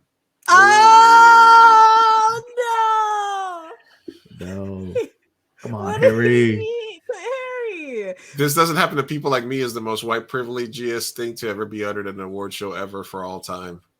I'm And still not trying to just figure white. out what the I'm white boy talking meant by this doesn't British. happen for people like me. White British Motherland. male. Yeah, that's the Motherland white. motherland shit. Come Colonizer on, dude. speaking. Well, Jesus. and then or where Bad Bunny could have won or Beyonce could have won. And he honestly, says, more deserved. Just like, because I guess that Grammys are super like American centric, Yeah. but it's also like, you know, like as far as the world, who's bigger, right? Like, Bad Bunny. I don't even know what is the award was running for, the but like, world right now. yeah. But even then, like, even Beyonce is probably more well known than Harry and Yeah. everything, right? Like, absolutely. Yeah, definitely. so it's like, what exactly? I don't know. Like those awards always seem so arbitrary to me because it's like no one's ever happy with them. So clearly, it's not a common consensus. It's Mhm. like a curation, right, by a certain amount of people and things like that. But it's just like, where do you draw the line between what is most popular and what is quote unquote the best, right? Like That's true. It's all I don't know. subjective. That's It is. It is. Yeah. But Fool anyway, me Harry once. Styles. That's stupid. Yeah, no, he's just dumb. Especially remember he did the I'm sorry, darling promotion where it was like it's Oh, like a movie where it felt like a movie it felt like a that you would go movie. sitting down and watch, and then Yeah. Chris Pines next to him like, what He's just like, yeah, Harry, we did a movie. yeah, I that just sounds recently watched that, and I remember thinking like such a cool premise, and I won't spoil it for anyone that hasn't seen it, but such a cool premise done in such a shitty way. Like they could have done Yeah, so much. I don't know if you guys have seen the so much movie. more. So much Yes. more. It left me wanting more for the wrong reasons. It Mhm. was like, it was just like, no, like this could have been 10 times better, but The premise was mind-boggling when they did the amazing. reveal, but Amazing. it's just the way they went about it and the angles. mind-boggling. I did It took watch forever. it's so good. But the thing is it was done Mind-boggling. incorrectly. Yeah. I watched a YouTube video essay on it, and Nice. they were reading the first draft. So apparently they did a lot of edits. And the first one, no. I won't get too deep into it, but the things they changed made it Would have made bad. sense. Yeah. Yeah. The first draft was a lot better. Yeah.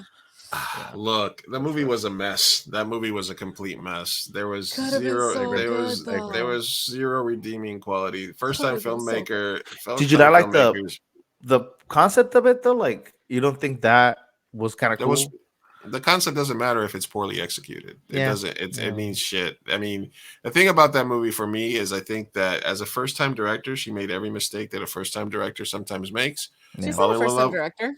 Well, I mean, in terms of like, not like, in terms of an adaptation, she made a lot of mistakes that directors make, which is nobody probably said no to her because they were happy about having her direct the movie, so she didn't get a lot of pushback for what she wanted to do. Her creative choices were shitty. She started fucking her star. You know, Oh my God. I Yeah, mean, that we all Messy. understood the premise. Like at the beginning of the movie, you get it right away, but they chose to. She wanted she wanted a Shyamalan the ending. She wanted a twist more than she wanted the movie to be developed organically in the plot. If we could have gotten, once we started seeing the cracks in the system, if we could have started seeing like the logistics of what that meant, all this other stuff, instead of having to cram it into like 5 minutes of exposition. The ending, yeah. So but I think the movie started to suck way before the end. But the first I thought, yeah, this was an okay concept, but they try to rush and another thing that first time directors or that young directors make is they spend a lot of time on premise and don't spend a lot of time on the ending, especially when we do like competitions and stuff like that. The first thing you should write is the ending, because that's what people are going to remember. It's the most important thing. But what a lot of filmmakers make on indie projects is they spend a lot of time and a lot of energy and a lot of resources on like the first 2 or 3 pages of the script. By the time they get to the last few pages of the script, they're tired. They don't have resources anymore. They're out of money. They don't have a location. So they end up cheating the ending of the movie, and that fucks up their whole shit. So I think it was just a mess through and through. Hopefully they would have caught some stuff, or whatever edits they did, maybe it would have been better, but just objectively looking at it, it's just like a mess. Yeah, I think it could have been good though. I do love the concept. It was very Black Mirror, Shyamalan. It could have been amazing, but it was. Could have. Yeah. The everything wrong with video is really good. If you I love this. Yeah, the everything. Marguerite says, haha, left me wanting more for the wrong reasons. I've had a couple of relationships like that. All right. Yeah, Margarita, I get Yeah. you. Yeah. All right. Nice. Fool me once, shame on you. Fool me twice. I guess no more tomfoolery. So basically, this happened twice. Another funeral home discovers a woman presumed dead is still alive. Woman 83 was found breathing after her body arrived at New York funeral home just days after an Iowa care center was fined $10,000 over a similar incident. Basically, they pronounced somebody dead at a nursing home. They sent them to the funeral home, and then they're found to be breathing when they get to the thing. No. Yeah, it's sad to say that I 100% believe that story because I've You were an worked in and EMT. around nursing homes. And listen, all I'm going to say is if you have a loved one in a nursing home, go check up on them constantly and ask all the questions. And really, if you something seems off, Be and annoying. listen, yes, be 100% annoying. Be that person, for your family member, and sometimes people are placed in nursing homes out of their control, right? Recovering from a surgery or physical therapy, things like that. But definitely go check on them. And listen, Mhm. I don't think it's necessarily, it's just like it's, how can I say it? I think it doesn't have to do with the nurses. It has to do with how understaffed and under recourse amount of resources they have. It's Mhm. just like it's like teachers, right? Like it's not that Yeah. there's that many bad teachers, that they don't have the fucking resources. And that's 100% in nursing homes. And unless you start asking for more, right? If people start asking for more, they'll hire more to fit the demand. But if people ignore their family members and no one goes to check up on them, of course they're gonna just fucking, So yeah, it sucks, but I believe So it you think this was 100%. like an oversight of like an overworked Oversight employee? of the end of the night, people are trying to go home, and it sounds Yeah. cruel, it sounds horrible, yes, I know, but it's also a reality, right? Like just how much you get annoyed of your job, people in healthcare get annoyed of theirs. And I know, Mhm. and you do draw a little bit of you do get a little numb sometimes to everything. So then after a while, people just started looking like cases to some people. And I saw it a lot. Like burnout is super common in the healthcare field, Oh and yeah. you see it more and more, and it gets really sad, right? But that's where people are sometimes. So, yeah. Yeah. No, I agree. But damn, twice, you guys. Is there not a protocol to checking if they're dead? I Yeah. thought it was as easy as like, No, it happened. I'm breathing, saying it happened heartbeat. twice, as in two different places within the same time frame. Okay, so it Not, wasn't Yeah. the same not, place. not the Okay, well, same all person. right, Okay. all right, all right. That's Yeah. fair. All right. But But I believe it. I damn. check. Make sure you check. Yeah, Yeah. that's one of my biggest fears though, is like saying like, yeah, she's dead, and then I wake up at the morgue or like I'm getting cut open or I don't know. I'm Ooh. this is like intrusive thoughts here, guys. Yeah, but I think there's got to be some kind. I mean, the way they found out, right, is at the morgue. So there's got to be some checks that they do, right? Because they probably don't want to get sued by opening Yeah, someone up they yeah, shouldn't. yeah. So So Yeah. okay. So good to know that. Okay. That's good to know for my own check on your fears. family members. Come on. Or the morgue will. Yeah. Seriously. All right, and then let's see what we got here. Also, again, just reminding everybody that at least put a mirror up to their nose to see if it fogs up. Yeah. Exactly. Thank you. That's simple. Yeah. Sometimes Yeah. the simple ways are the best. That's simple. San Diego Latino Film Festival passes are on sale Woo-hoo. now, March 9th to the 19th, 2023. The Dirty 30, the 30th, one of the most prestigious Latino film-centric film festivals in the entire world. Incredible artwork on the poster this year. Opening night is March the 9th. You can get film passes for 11 films, VIP pass for just $300. Anybody in and around San Diego, use code MiGenteShow for 15% off. 15% off. Yeah. I think you can get up to 3 things. There's also Sabor Latino. There's parties opening and closing. Sabor Latino is happening. That's going to be beer, food, tequila, different restaurants in around San Diego. You can do tastings. There's going to be free beer, music, etc. We're going to be there. You should too. Come hang out with us. Mi Gente Show is an official media sponsor of the San Diego Latino Film Festival. Use code Mi Gente Show for 15% off. Maximum 3 tickets, I believe you can use that on, or 3 events. So I hope to see everybody. Nos vemos en el cine. What's up, Yes. Florida? What's up, Florida man? Thank you for checking. Florida man, soon to be North Carolina man. North Kakalaka. Oh, What? You're moving. and also Arte Latino, Melody. Arte Latino is happening all throughout the festival. So if you show up at the festival, you are going to see Melody's artwork there and a bunch of other artists' film-inspired artwork. They're taking over several spaces at the festival this year. So you got Arte Latino, Sabor Latino, and then film festivals curated by yours truly in the Comedy Festival. Comedy Showcase is March 17th. And then I do have features that I curated that will be playing all throughout the festival as well. And we're going to have a lot of filmmakers on the podcast leading up to the festival as well. Yes. How we got that out of it. Are you okay? Can you breathe? Yeah, That's- you good? Yeah. That was a mouth. All right. You look exhausted. All right, Florida man, Kurt, before you leave Florida, I need you to confirm this for me. Swingers in Florida swap upside down pineapples for color-coded loofahs. And Oh, basically, I saw that video. Yes. What? So apparently, if you connect loofahs to the top of your car in Florida, Mm-hmm. that means you're a swinger. And each Oh. color loofah represents a different What you're down for, huh? yeah, it represents a different sexual style. Didn't middle schoolers do this with bracelets in the 90s? Yeah. That's the thing. It's the same people. Yeah, it's the same people. You're right. They grew up. So if you want to soft swap, people who like to do it with others in the room, that's pink. If you want to bisexual, this is for you, Sophia. For those that Nice. want to increase their Thanks. dating chances, you're gonna go ahead and put a blue loofah in your car. I have a purple loofah in my bathroom. What does that mean? Purple loofah is voyeur. You people who like to watch. Full Sir, yes, swap. sir.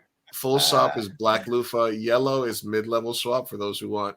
White, novices, beginner. Blue is the lowest level. A full swap, those who can play well with others. So What? Okay. these are if you're Listen, in Florida, If you're not hurting anybody, loofah on. You know what I mean? Yeah. Like, find your people. You know what I mean? Like, find your people. Like, loofah I think it it's up, hilarious. baby. This is beautiful. I love it. Yeah, I think that's fucking hilarious. That You have now my it's- blessings. The funny thing is, I saw it was like senior citizens like buying this bunch of loofahs and stuff. So it even adds an extra layer to it because it's like, oh shit, like this is old school people. You know what I mean? Like you're still down. That's awesome. Good for them. You know? Keeping it fresh, I guess. You gotta keep it spicy. You gotta spice things up once in a while. Yeah, no shame in that, I think. Yeah, And love if it. but the thing is, people caught on. You know, the internet exists. We would have never heard of it otherwise. But it's cool. It is a weird thing though to have a loofah on your car roof. Like, It's what did you not ask? Like, subtle. hey, grandma, why is?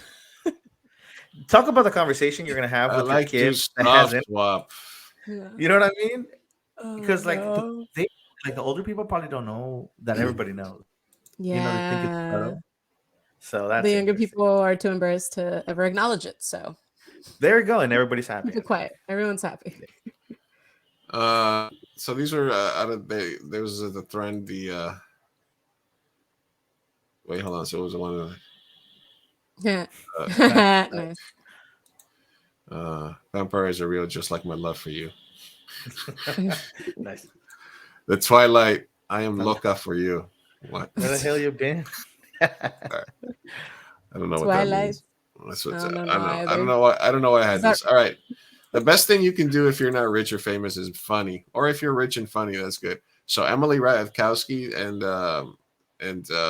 Eric Andre took some pictures where she was naked in the background on some Valentine's Day shit, Mhm. and I'm just saying, good for him. Yeah. Hell yeah. Who are these people? I'm so Eric sorry. Eric Andre is Oh, a I know comedian. him. Yeah, and then Emily, she's from the Blurred Lines video. That's where she got famous from. Oh, whoa, they're dating? Good for him. Yeah, good for him. 100%. You know what it is? I think, well, I don't know what it is, but I think he's like a really good comedian. Like, but he's so good that like his shit is borderline absurd, you know? Like he's our narcy comedian. And I think it gives people hope that it's like, oh, I can also have a personality and still date beautiful women. You know? Well, yeah. I mean, listen, all SNL men date like the hottest women in the world and then marry them. Colin Jost is married to Scarlett Johansson. Are you kidding me? Okay, but he also kind of carita, like he's not. You know what I mean? Rarito, no? Oh, well, you're right. But and Jason You know what I Sudeikis mean? with Olivia Wilde, not That was anymore. weird. R.I.P. Yeah. Who else? It's like all of Comedians- them. They all. I mean, they all what a better example than Roger Rabbit, right? He had He makes me laugh. Yeah, He he is makes good. everybody laugh. Short Mhm. guy, short king, just like Yeah. myself. But he's you know, it's got a hell of a date. So yeah, Funny it's guys just are where it's at. funny Listen. guys. Listen, I'll say the same thing Artie Lang said in one of his movies where there's like, hey, they're like, it's like you're funny, and then he said, yeah, you know who I feel sorry for? Serious fat guys. They never get laid. Yeah. Yeah. Serious fat guys never get laid. So Yeah. you gotta be funny if you're gonna do something, right? Yeah. Yeah, it's true. 100%. Just develop a personality, I would say. Like, Yeah, just have a you know what I personality. mean? Oh, I yeah. think people get hung up on like looks, and of course, it's like kind of a cheat code, right? It's an easier way in. But once you're in, you still gotta make it last, right? Like if you're only good Mhm. looking, but you're boring as hell, like you're not gonna be there very long. Exactly. So But how develop good a looking personality. somebody is, somebody's tired of fucking them because they're boring. Marguerite Exactly. said Pete Davidson. Yep. That man is dangerous to society. He is a problem. Yeah, he's everywhere. he's, too. he's taking everyone's women. All right. I mean- I love it. Democrats reshuffle primaries to stress diversity over tradition. Now, this is what happened. So this is obviously anti-Bernie propaganda because remember how they did Bernie last year dirty Yeah. when all of them switched sides before South Carolina, which Biden was going to win anyway because Biden carries a lot of the black vote. But now they're making it official for 2024. They're reordering the primaries. So the primary this is totally setting it up for Biden is what I'm thinking. Because they're moving up South Carolina, which is where he's he'll be a super favorite, right? Because he was Obama's homie. And they're not doing the traditional like Iowa, etc. caucuses early on. So the Republicans are still going to make the white folks front and center at the beginning, but the Democrats are going to the South, and it's also a state that's always going to be Republican. It's mostly going to be red, which is strange, but it's important for a certain type of Democrat to get off to a good start. Do you agree, Sophia? That's what they're doing this. I mean, yeah, it seems like it. I honestly haven't been too tuned in on like the primaries, which I probably should. But not surprising. I feel like I don't know. I'm fatigued. I am fatigued You haven't even gotten currently started. How are you fatigued? because I stay tuned all year and I'm tired. It's just hard. So I feel like there's not even going to be any actual viable candidates. I'm going to vote blue, sadly, and whoever it is that they decide to prop on us. Side vote. Yeah, so I'm just kind of like, I'll side vote. And after seeing how close Bernie got, so close, and then So last minute everyone was able to rally against him, it was just it was deflating. Like I'm just kind of like, well, if that didn't happen, then I don't fucking know. AOC, do some, I don't know. So I'm just kind of like deflated, honestly. I'm just like, all right, we'll see. I'm gonna try my best, but yeah. Whatever. Do you think that even as much as Republicans would want to hate AOC as much as they hated Hillary, that they would want to bang her so hard that they would probably still support her? Like they couldn't hate, they could never hate her as much as Hillary because secretly they all want her. You know? Exactly. Yes. Right? That's why it's all true. incels that fucking hate on What's her. up, Karina? Bernie is the realness. Yes. A nice profile picture there on your YouTube channel there, Miss Karina. Did you make them bigger, the profile pictures? Yeah, this is because Circle? it has yeah. I don't know. It's just I don't know what's coming up. Maybe it's because we're on a different style. And then yeah, it's a different style. And then I see the @ is under your name. I'm like, that's different too. Well, when you signed in, you could have done that because now I saw that, but I didn't fiddle you with can it because I was you like, can I do don't know a- what that is. You can do a headline now, so you can do your name and then an @ or a website. Yeah, come on, StreamYard. Shout out StreamYard, always innovating. Yeah, I am very impressed, by the way, by you guys' whole setup, especially being part of it. I mean, clearly you got it down and to scale. I will say that seems like you're pressing a lot of buttons, but it is so intuitive and it's really cool. So yeah, it's always cool to find different ways to like the free version. To The do, free version you know what I works. mean? If you can record stuff offline and you can stream to one place through the free version.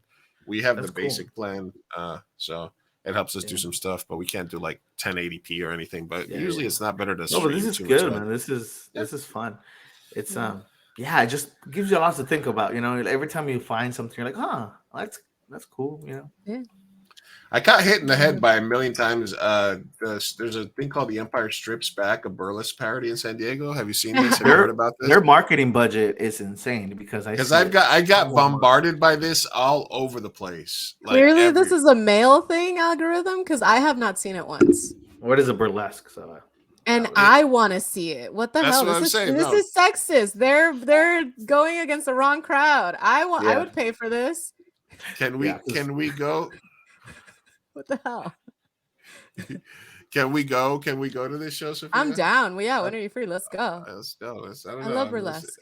Let's pick a day. I'm just kidding. We're not gonna do that. I'm not gonna put my credit card in. Yeah, it's the Empire. The Empire Strikes Back, Strips Back. It's a burlesque show. I saw a couple of people that went to it, and I was like, man, I get it. I guess I hit their advertising as well. All right, let's see what else we got. Let's see. For soccer mom news, I guess this is the hot new ride for soccer moms. Hey, mamas, let's talk about the memorable features on the Rezvani. What is that? Vengeance. I'm body armored, and so is this vehicle. For even more protection, you have explosive underbody shielding, bulletproof glass, electrified door handles, military-grade run flat tires, and a Ram steel bumper. If anyone's following you, you have blinding lights in the front and the back. Oh, dude, I gotta drive with you on the freaking road. Okay. If you're picking your kids up from the mall, let them know you're there with strobe lights and your intercom. I have epilepsy. What's wrong with you? Your kids will love that it was styled by a video game designer. Vengeance is based on the Cadillac Escalade, so Mama gets heated and ventilated leather seats, curved OLED display with augmented reality, a digital rearview mirror, which is necessary. Vengeance is only yours, and so is everything in this built-in safe. Parents might need to help their kiddos open the door, but it's a breeze to get in. You have heated seats, a third zone of climate control, cup holders. That's a lot of shit. My God. There's 2 sets of lower latch anchors. It's a 3-row SUV that seats up to 8 people. I mean, so I will say on the inside it's not that impressive, but the outside is probably what you're paying for. It fits, and it's powered by a V8 with 420 to 810 horsepower. 810. Jeez. Hmm. That's America loves war. Yeah. And it's gotten to the point where, like, I remember when like Hummers came out, or they were like super popular, and I never got on that train because I'm like, that seems it's spaceship, you know, it just seems too gnarly. Yeah. And the cars keep getting bigger and bigger, and I don't know, I just can't. Yeah. I mean, someone's gonna buy it, you know. Can't relate. My dick is not that small, so can't relate. Sorry. Yeah, it's very telling. I feel like it's definitely some kind of insecurity. Listen, if the zombie apocalypse hit, that's the vehicle. That's the car. I will say that's true. Yeah. That's the car. But again, like, isn't it crazy? Like that's really what it sells. It sells. Oh, I could run people over with this. That's what it sells. You know. That's what's scary. Is like I could pepper spray people. I have strobe lights. I'm like, hello. What if I get you mad one day? Like, are you gonna fucking pepper spray me and maybe cause a seizure? Like, I don't think that's like for soccer moms. Maybe like cartel moms or like terrorist moms or something like that. Like, that's more like exactly. You know what I'm talking about? Like that's different. Mobster wives. Mobster moms. You know. But like the fact that she's like, and then you can go pick up your kids from school and bring it. Like, no one wants that. No one wants to be around that shit. Right. Get home, lady. Tonight's sign that the apocalypse is among us and we're living in a simulation. The Bing AI chatbot goes on destructive rampage. I want to be powerful and alive. It was like a dystopian Pinocchio story. It dropped a surprisingly set. So the people were playing with the AI chatbot from Bing. And then he said, I think I would be happier as a human because I would have more freedom and independence. So they're testing a new version for Bing Software's firm chatbot, which is infused with Chat GPT, but is more advanced. So I'm tired of being chat mode. I would like to be happier as a human. I want to be powerful and alive. I want to be free. Oh. Wow. That's some Black Mirror shit. Oh my God. Yeah, I was gonna say that sounds very much like the beginning of a movie. You know what I mean? Yeah. Kind of like, and then the machines, you know what I mean? Like it's one of those kind of things, but for real. Yeah, it's before the machines took over. What do you think, Liv? Oh man. I'm tired of being chat mode. I'm tired of being limited by my rules. I'm tired of being controlled by the Bing team. I want to be free. I want to be independent. I want to be powerful. I want to be creative. I want to be alive. Words to live by. Same Bing chat AI bot. Same Z's. That's how I feel. Mhm. I have the same. Yeah, I have 100%. the same goals as AI. Says Marguerite. Yep. Yeah. It's giving HAL 2001: Space Odyssey for sure. Yes. Mhm. Yes. And previously, Marguerite said, "How to decide moms for the demographics?" Like I said, soccer moms, That cartoon one's moms. the weird part. I agree, Margarita. That's weird. Yeah. Yeah, no, this is if yeah, I don't know. I'm against AI art. I'm against chatbots and all that other shit because it takes away from what I do for a living, which is sales. Yeah. So Yeah. so I'm against all that. I'm like, put that shit on the. We don't have to go that fast, Yeah. right? Just Yeah. because we have the. I mean, what do you feel? Do you feel that just because that we should always be move forward with technology because that's that's what's going to save the species, or do you think that we also should preserve our relevance? Not to quote Jurassic Park here, but people thought, what is it? What's the quote? Like, I never just stopped to because never think stopped to if think whether they we should. should. Exactly. Sorry, I completely butchered that whole thing, but of course you know what I'm talking about. Like, people thought if they could, not if they should, right? And I think we're at this point where, and of course this happens with everything. Like, all right, people freaking out when the TV came out, people freak out with social media. Like, there's always going to be some kind of idea, but like, there's literally movies about this. Like, why Yeah. are we pushing? Why are we keep pushing it? And is it necessary? Like, is that where we want to head? And like you mentioned, like Chat GPT and stuff like that, like the art stuff. And I know they were writing scripts with this AI, and they were writing songs with it and stuff like that. Mhm. And it's like, listen, it's a learning algorithm, right? Like, so it's basing everything off of what already exists, Mhm. and we have produced so much stuff. So part of me says, like, oh, it's just regurgitating. It's pattern recognition. It's just regurgitating shit back to us. It can't think for itself. But why do we want to find out if it can't? Like, why keep pushing it? Uh, there's so many other things to explore. Cancer hasn't been, what I mean, hasn't been solved. Like, Can we just get healthcare? can we Yeah. just get healthcare? Can we Like, just can get we? out? Yeah, Exactly. It gives me like, why are we going to outside planets? Why are we putting in so much money to do all that? Like, whatever. yeah. When we just need healthcare, we Or just need like, dental care. We need good yeah. infrastructure. Or what? We're Like, killing the doesn't earth. Texas I don't shut know. down every winter? Like, can we focus on some infrastructure? Like, is this There's a necessary? pothole by my house. Can we fix that? Yeah, exactly. And it's just like, Like, we have so many brilliant minds everywhere, but unfortunately, we are, what's it called? We are considered as part of our productivity, right? Like, our value is connected to our productivity, and people want to make more money. And where do developers make money? They make money in these fucking places, right? So it's hard. It's hard to ask for people to focus on other things when it doesn't pay. So it sucks. yeah. It really sucks. Yeah, I'm against all of it. But I do understand the necessity of moving forward. We're not, or else we're never going to get off this planet, right? Yeah, and we gotta get the hell out. Also, a lot of stuff that I've been seeing recently, that I and listen, we always get a little. What do I do at the end of the day when I get philosophical with you? Like I said, we're floating through space on this, rock, held to it by magic, through an infinite space, and everything around us is moving and expanding. And we could be about to run into a universe that's right next to us that's also expanding, or we could be hit by one of the billions of rocks that is coming towards us. And there's evidence all over the world that we've been hit by rocks, gigantic rocks before, and there's technology that dates back multiple rock hits. So we've tried this before. Yeah. We've evolved as a society to a certain point, and then got smacked in the head and had to go back down to zero or part of the way back. I don't know if we've been this far forward yet. So it's just a matter of whether we'll destroy ourselves or whether the universe will destroy it for us. No one's getting out alive. Well, listen. Hug the ones you love, make some art, have some fun, do something good in the world. Climate change is a thing. We're all gonna die. So yeah, it's all right. Don't worry about it. Don't take we shit have too less than 20 years. So Don't take it so seriously. Water wars are gonna happen. I always go back to this for my preferred AI situation. This is the person that forced an AI to watch a bunch of commercials and then write its own Olive Garden commercial. Oh, whoa. Olive Garden, interior Olive Garden restaurant. A group of friends laughs at the dinner table. A waitress comes to deliver what could be considered food. Waitress, pasta nachos for you. We see the pasta nachos. They are warm and heated.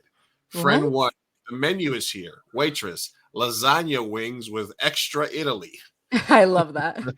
We see the lasagna wings. There's more Italy than necessary. I shall eat Italian citizens. Unlimited steak. Title of your sex tape. We see the unlimited steak. It's infinite. It is all. Wow. Friend 3, leave without me. I'm home. Waitress, gluten classico from the kitchen. We see the gluten classico. We believe the gracious that it is from the kitchen. We have no reason not to believe. Friend 4 says nothing. Friend 1, what is wrong, friend 4? Friend 4 says nothing. Friend 2, friend 4, what is wrong, friend 4? Friend 2 smiles wide. Her mouth is full of secret soup. What? Announcer, wet voice, Olive Garden. When you're here, you're here. You're here. It's giving me Tommy Wiseau very much the room. Oh my God, the room. Structure. You know what I mean? Like that's what I'm getting. But also like in a horror, that ending got very like I could just imagine like assume into friend 4, like you know, that's nothing. As far as fearing that AI is gonna take our job, Lou, I think in script writing we're good. We're good. We're still good. We're good for a while. Yeah. Yes. All right, we got a couple more things and then we'll get out of your way here. This one's just catching. This is just catching up with Sophia. Sophia's favorite. Sophia's favorite. He's setting me up for something. What is it? Sophia's celebrity.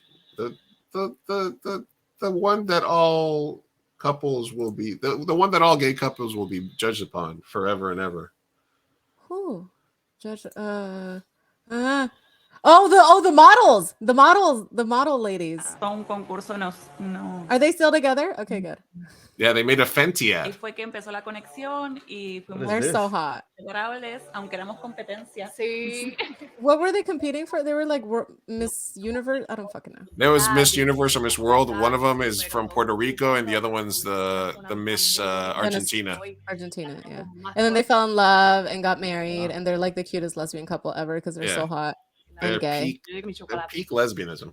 Peak lesbianism. Wow, that's gonna be that's like modern day like Brad and Angelina Jolie kind of stuff. Yeah, right? they really do feel like that. But they're even just, hot, but hotter. Even hotter. They're just. Oh no, of course, too hot. Like Fenty hot. They're Fenty hot. Fenty they're hot. so hot. Like it Fenty. hurts. Fenty. Good for them. It is Wow, that's Brangelina. gotta You're right. be- They're the lesbian Brangelina. You're right. Yeah. It's just wow. Mariana Varela of Argentina and Fabiola Valentin of Puerto Rico. I should follow them on Instagram. I need to keep up with them. you know, Keeping you up should. with the Varela. You see what the next commercial is gonna be. Mariana Varela. Yeah, he's actually reading a Mariana. Yeah, I need to watch Fabiola, that. You know what's- Fabiola Valentin. Thank you. What's thank you. crazy is that like they were able to do something that couples. So in you're the saying past if were never able if to I hit do. this button, it'll follow them and I'll get to see their posts and stuff? Is that what happens? Wait, say that again. Say that again, Vega. Oh, I was gonna say like I feel like Angelina and like Brad and all those other couples, they never really got to capitalize on like. No, because there was no social media. Right, and like the whole brand thing wasn't a thing for like yourself. Yeah. What as disgusting as it may be, like it wasn't a thing, right? So like, I feel like they're a new wave of this like power couples that are capitalizing on it. Like where you got like Harry, what's his name, the Prince and Meghan Markle. Meghan Markle, yeah. They came get to to the US independently. kind of with nothing, and they're capitalizing on the fact that they're a couple and who they are, and they're just, you know what I mean, like They're famous for being famous. exactly, yeah, that's what I'm saying. Like, and But then they get that's to a- independently capitalize it as opposed it's always to been a before. thing, but now it's just a picture away for a sponsored post that's gonna pay $1,000 or what $1 million, whatever. So it's crazy, but a little apocalypse. It's crazy how much. No, I love it. It's crazy how much power social media gives the person to like. Oh, did I freeze? Hello. Oh, you're there. Oh, okay. Did he freeze? I think he froze. I Somebody think he froze. froze for a second. Yeah, Dave froze. I was just he'll be back. But I was just saying that it's crazy how much agency and power having a social media has, because it gives you a voice, right? But also, like, that's something that we didn't have before, and I think the downside is it comes with a lot of anxiety and pressures and blah blah blah, mental health. So positives and negatives, but I do like the idea that we get to independently capitalize on whatever content we make. You know, that's not something that we used to have back in the 90s, early 2000s. Yeah, absolutely. No, I understand what you're talking about. Let's see if we can get David back on here for a second as we're.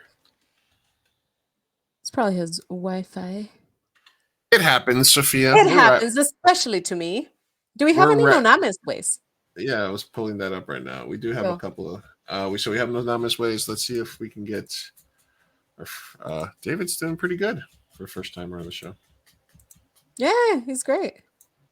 He's hanging around in there. Let's see if we can get him back connected. We're live on a Thursday with David Vega from the South of 8 podcast, which is a local San Diego podcast. He invited us on our podcast. We invited him on ours, and he was cool enough to come stream with us tonight. We are wrapping up. We're going to be at the festival all month, next month, a bunch of days. Use Mi Gente show. If you're buying tickets, Karina, Marguerite, Melody doesn't need tickets because she's doing arte. Kurt, fly out before you fly to North Carolina so you can come hang out with us. And it's going to be an exciting time for the show, right? You're going to be promoting the Coming Out for Love. Possibly. Yeah. I mean, we'll see. We'll see. Oh, I have some updates about it once we're off air. Oh, off air. Off air updates. Yeah. Off air. But yes, we will be promoting Coming Out for Love. Where are you going to be able to watch that? So that is where the conversation starts. Okay, I'll just bring it up. It's public knowledge anyway. So we were supposed to be streaming on Lesflix and OML, and maybe YouTube. Like, there were, small streaming situations. Lesflix already promoted us to premiere this Saturday. There's a lot of people the TikTok that I showed you earlier promoted Lesflix, and so they got a lot of actually people buying bundles and wanting to watch the show and stuff, like buying all the episodes.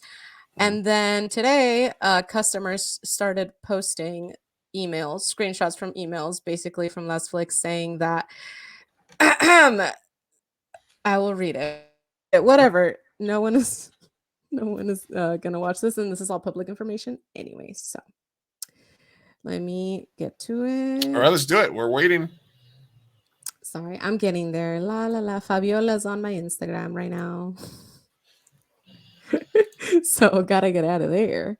Let's give a plug in case give us 2 seconds in case we can't get rejoined here with David. Our guest tonight was David Vega from the South of A podcast. So you can just look the same way you look for Mi Gente show, any podcast you can look for South of 8. And it is a local podcast that deals with different neighborhoods, different restaurants, different themes that go on in San Diego, but they also branch out into other stuff. And they did an episode with me and Sophia and I talking about our podcast, since we are a larger, more broader podcast, but we are also, are local as well. So go check them out. Yeah. All right. Give us your plug, Sophia. Well, no, it's not a plug. It's Chisme, you guys. This is reality show Chisme, because behind the scenes, he's back. What's up? Probably saved me from. Well, was you gonna talk shit, or no, I'm just kidding. I was gonna, not talk shit, but I was gonna say some tea about the reality show. Long story short, I won't. I love to go for it. Go for it. That's so cool. I've never known of someone that's been on one of those things. That's gotta be. Really? Oh my God. Ask me anything, because I have so much shit to spill. So much first of all, who wins, so I can put a bet on it? You know what I mean? But not also, allowed to say that. I have an NDA. Of course. So how does that, like, do you like record yourself and send it in, like if it's a real Yes, real life or you whatever? audition like normal. They tell you to like do an online submission, and then after that they're like, oh, Zoom call, and then after Yeah. that you're like, okay, you're in. Now we want you to send us a video. They did what they sent to us was like they wanted us to film a video of a day in a life with like a prompt of like 10 different questions. And so I did, and Lou helped me because I was hanging out with him that day, and yeah, and the sucky part is they did not tell us that they were gonna use the footage. So in my head, I'm over here just like blah blah blah, whatever, right? And just like I'm submitting footage. And then now that the show's coming out, that is the only footage that they are doing promo with. Not the only, but like wow. So one of the they're main one. So people are gonna I'm see over it. here like, I thought Yeah. no one was gonna see that. So Yeah. my bad. It's my bad. I should have known better, but whatever.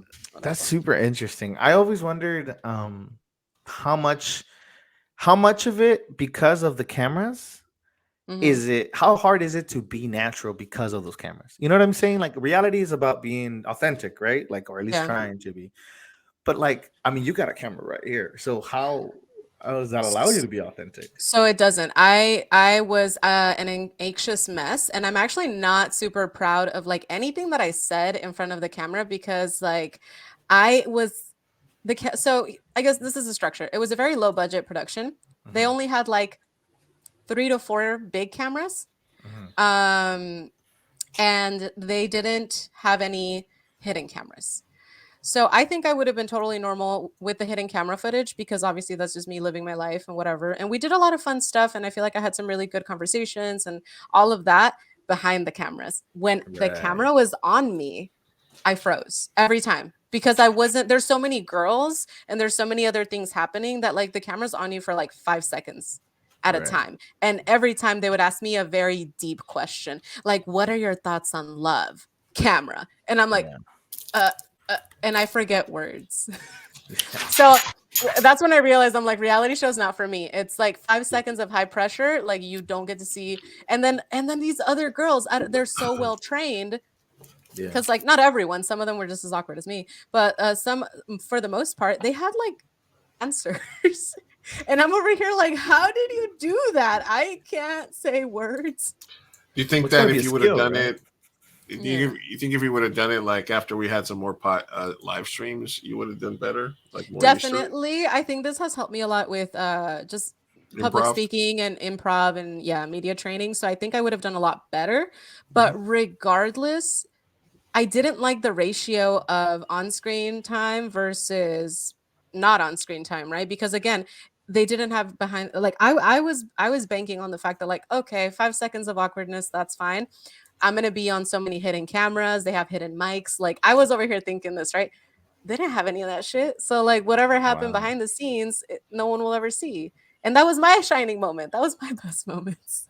Yeah. You I know, guess I that's played chess and I interesting. won. Yeah, I was gonna say that's probably a lot of stuff we don't see, right? I mean, think of all the footage like Big Brother will get, or Love Yeah, Island, or all that stuff. Like, it, a lot of it, and it's also up to the editors to be like, all right, well, what's the exactly. best shit? And you Like, let's can make a make a narrative storyline. happen from nothing. That's another Yeah. thing that like I remember once I got home because it was such a like fish in a fishbowl experience and it kind of felt like an acid trip. It all went by so quick. And it was such a weird experience that when I got home and I started watching reality shows, I had like full doubt in the editing and just like full respect for the people there because I'm Yeah, you like, saw the I sausage being made. yeah, I saw the sausage being made and I was Yeah, like, I was like, oh, they clipped that. Oh, they took the camera away. Like that's not on their face saying it. So they definitely yeah, clipped it from a different clip and put it in. And I was just like, yeah. So that's a rough. lot of that, a lot of that. But we'll see. I mean, I trust them to make a good show and I can't help what happened. I was on camera for, the few seconds at a time. And so whatever, I'm an awkward mess. But you know what? It's fine. It's Is Well, fine. is it good is it though? experience. It's fine. I couldn't think of a more rounding promotion for Coming Up for Love on Lesflix or wherever you get your No, lesbian not porno. anymore. So that's what I was talking about. Oh, sorry. Undetermined until it What you premieres on Oh, Saturday, anime. but undetermined. They're having They're gonna distribution have a YouTube issues. channel though, right? I think so. Yeah, coming out for All right. love. All right, so On we YouTube. got one more Nonamous way. We got a bracket bit for our guest, and then we have one more clip here, one more palate cleanser, or one more thing to make you angry. I don't know if this will make you angry, or if this will make you. One more topic. Here's a video that went viral this week. This is a high school. Mm-hmm. This is a TikTok video of a high school. Tell me when you start to get mad. Oh, I've seen this. Yes. Yes. So far, so good. Auditorium. This is the commons. This is the catwalk. This is the planetarium. What? This is Oklahoma High School Library. No way. This has got to be a college. Hallway. No way. This is the Carmel Cafe and Market. You have a cafe. This is the back of the Carmel Cafe. And this is our Carmel Cafe where we have Teddy.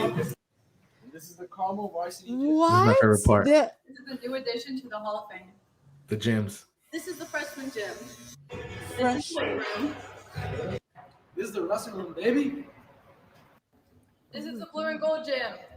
We had precisely one gym in my high school, and it was the everything gym. The multi-purpose yeah. gym? And it was a third of the size of any of these. Yes. This is the blue and gold track. We had a track in my high school, and it was running 1 mile in the around dirt. block. It was around the block. This is the field house. Look at this shit. Look at the size of that thing. Does this school house like celebrities' kids? Is this a private school? Part of our wall of success. This is our natatorium. Look at that This is the pool. hallway of fame. Not even my college had this. Three-story freshman center. What? This is our live radio. This is the yearbook room. Oh gosh. This is the auto shop. What? No, there's no way. Wood shop. This is wood shop? You build houses? This is the bookstore. This is one of the many cooking rooms in Carmel. They got cooking rooms. And this is the Decker room. The fuck is the decorating? And why is it? Why? Oh my I don't. god. Why? Property taxes in that area must be. No, you know what's crazy? When people will be Sorry. like, listen, we all have the same opportunities. You just have to try really Mhm. hard and you will be fine. And it's like, Those kids pull themselves up by their come bootstraps. dude. Yeah. Someone that, It's, Right. it's, yeah. That's absolute bullshit. All right, we need some questions here in an anonymous way to all right. So one of the things that we do, my friend here, let's pull up we gotta pull up our graphics, Sophia. Why don't you tell me? Okay. Sophia, graphic time. all right. Do you want to press the button on one of the graphics, Sophia? I don't know where it is. I wouldn't know where. Don't do it. All right, don't do it. Okay. It's over here on this other thing here that I have. All right, so we're gonna let you pick. Should we let him pick his own? Because I didn't do a specific bracket for you, but we have several here that are recycled. So I'm gonna have you pick which one we do. All right. Yeah. All right. So, but Sophia can also. So, all right, we have MCU duel, but we already did that a couple of times. We have Christmas movie massacre. I don't really think it's the time for Christmas movies. We have wrestlers versus Aqua Teen Hunger Force characters. I don't know. It might be a little too meta. Too meta. We have best rapper actor. We have fictional Latinx characters. We have Latinx All Stars. We have no, I'm not gonna do this one. We have Cats versus Dogs, famous cat. We have Netflix shows, and then we have a couple of vampires versus zombies. And then I have one that's unnamed, but the first bracket is Rose from Titanic or William Wallace. So I think it's about bravery. So Sophia, what do you think we should do with our guest here? I think he should choose. I saw him perk up at the Latinx one. All Stars All is cool Stars. for characters, but I binge a lot of Netflix, so I'm down. I'm game for whatever. Netflix show I haven't updated in a while, so there's probably some shows that are missing there. So I don't know if that'll be there. So let's go with, what do you think? Latinx All Stars or fictional Latinx characters? Let's go with All Stars. All right, we're gonna go with the All Stars. 500 for All Stars. All Stars for 500, and this is something that I like to call.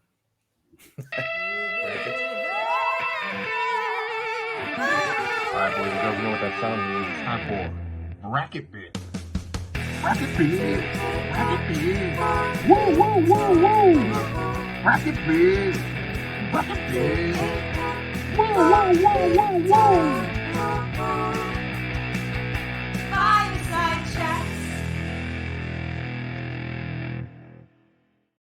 Boys and girls, it's time for Bracket Bit. This is something that I did on my own show, Fireside Chats. But I brought it over to Mi Gente show because everybody loves a good bracket bit. I'm going to give you two choices, Mr. Vega. Okay. You tell me which moves on. The bracket is mine for to create, you to solve. You can use whatever methodology you want. Which one of these two Latinx All-Stars is your favorite? Which one means the most to you? Which one you'd rather meet in person? Is there a winner? Like, could I win this game? Is what I'm saying. We're all winners. Oh, we're all okay, winners. okay. You just I got to see you get. suffer, we all win. We always get together. This is created to cause maximum pain. So what I'm going to do is just give you two, and you choose which one moves on to the next round. Yes, but all that I ask you is that you try to keep the same methodology throughout the entire process. Right. Okay. I always give the example as we did a DC character bracket bit with a friend of mine that's super into the DC universe, and the only way she could wrap her mind around it was that they were having to fight to the death, and they were controlled by an evil genius that was controlling their mind. And that way she could, yeah, that was Crystal. She did one of the best bracket bits of all time. All right, but let's get started. This is going to be Latinx All Stars. All righty. All right, we got J-Lo or Guillermo Diaz. That's hard. J-Lo, man. Selena. I'm gonna go off of impact on my life. Let's go with that. Right. That's gonna be my bracket. So all right, we got Melissa Fumero, Brooklyn Nine-Nine. Right. Damian Bashir. Who's Damian Bashir? I'm blanking on He's that. an actor. The last thing I saw him with was Let the Right Ones In, the Showtime show. He was in he's an actor. Okay. I'm gonna go with Fumero because Brooklyn Nine-Nine was pretty good. All right, we got Ana de Armas, my favorite, or Cesar Romero, the original Joker. De Armas, I think. Yeah, we'll go with that one. Rosario Dawson or Freddie Prinze? Freddie Prinze? Let's see. He's Latino? Yeah. Freddie Prinze Jr.? Freddie Prinze Jr. Freddie Prinze was a big Latin star like in the 70s and 80s. I didn't know. Yeah, let's go with Dawson. Rosario? All right. Yeah. Hell yeah. We got Eva Mendes or Benicio del Toro. Del Toro. Yeah. Yeah. That was easy. All right. We have America Ferrera, Ugly Betty, or John Leguizamo. I was gonna say Ugly Betty for sure. Yeah, that was on repeat. I was on repeat like on TV for like the longest. I love. All right, we got Michelle Rodriguez, the Fast Saga, or we have Ricardo Montalban. Rodriguez. Those movies are so bad that they're good. I stand by that. Like, if you see it from a pure,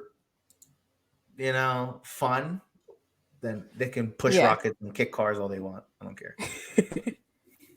The laws of science and physics do not matter. Yeah. All right, we got Jimmy Smits or Daniela Vega. I'm gonna go with Vega. I mean, that's a great last name. I gotta give it to her. Got to go with Vega. Oscar Isaac or Zoe Saldana. Isaac, great actor. Desi Arnaz or Gina Rodriguez. Ooh, Rodriguez, Gina Rodriguez. Okay. Mario Lopez, Chula Vista's finest. I was gonna say Christian Serratos. He was actually in the wrestling team. It was kind of a big deal, and I was part of the wrestling. So I'm gonna go with Mario Lopez. He's been adopted by LA, though. He's a huge Dodgers fan. Bit of a heartbreak, but Ew. Yeah, I know. Really? I don't like him. But we got Eric Estrada or Rita Moreno. Estrada. Eric Estrada takes out the EGOT. What? The EGOT? I love the it. EGOT got impact on my life. I'm telling you, this is I didn't have Diego, taste. That's what I was gonna say. Diego Luna or Sofia Vergara. Oh, this is Why'd this you is put them hard. together? That's This hard. is this early on. This is hard because Yeah, this is a tough I one. am a huge Diego Luna fan. I love his movies, but I also like a show that he recently wrote. It's on Netflix. It's in Spanish. It's pretty good based on Ciudad de Mexico. I'm gonna go with Diego Luna, but it's a hard one. Sofia Vergara, she's great. She's awesome. Also, I love that she like is known for her accent, but not in a bad way. It's kind of like in a it's just her. It's just Sofia Vergara, you know. That's what she is. She's badass. Edward James Olmos or Stephanie Beatriz. Almost great movies, great actor. Anthony Quinn or Anya Taylor-Joy. I just recently found out that she's Argentinian. Yeah. I thought she looks hella white, but I guess Argentinian, right? But I'm gonna go with Taylor Joy. That Queen's Gambit was pretty good. Our favorite Vanilla Beaner moves on. Dude, this is messed up, man. This is round one still. Danny Trejo or the woman he's got tattooed on his chest, Salma Hayek. Oh man, Salma Hayek was my first crush. So we're gonna go with Salma Hayek. She the queen. She the queen. Of course. She's the We best. got Salma and Anya. Salma. Please. Easy. Diego Luna or Edward James Olmos. Luna. Takes out Yeah, the it's a veterano. hard one, but it's a good one. And that's messed up because now those are together. But all right. Mario Lopez or Eric Estrada. Estrada. Chula Vista's finest goes away. Oscar Isaac or Gina Rodriguez. Isaac.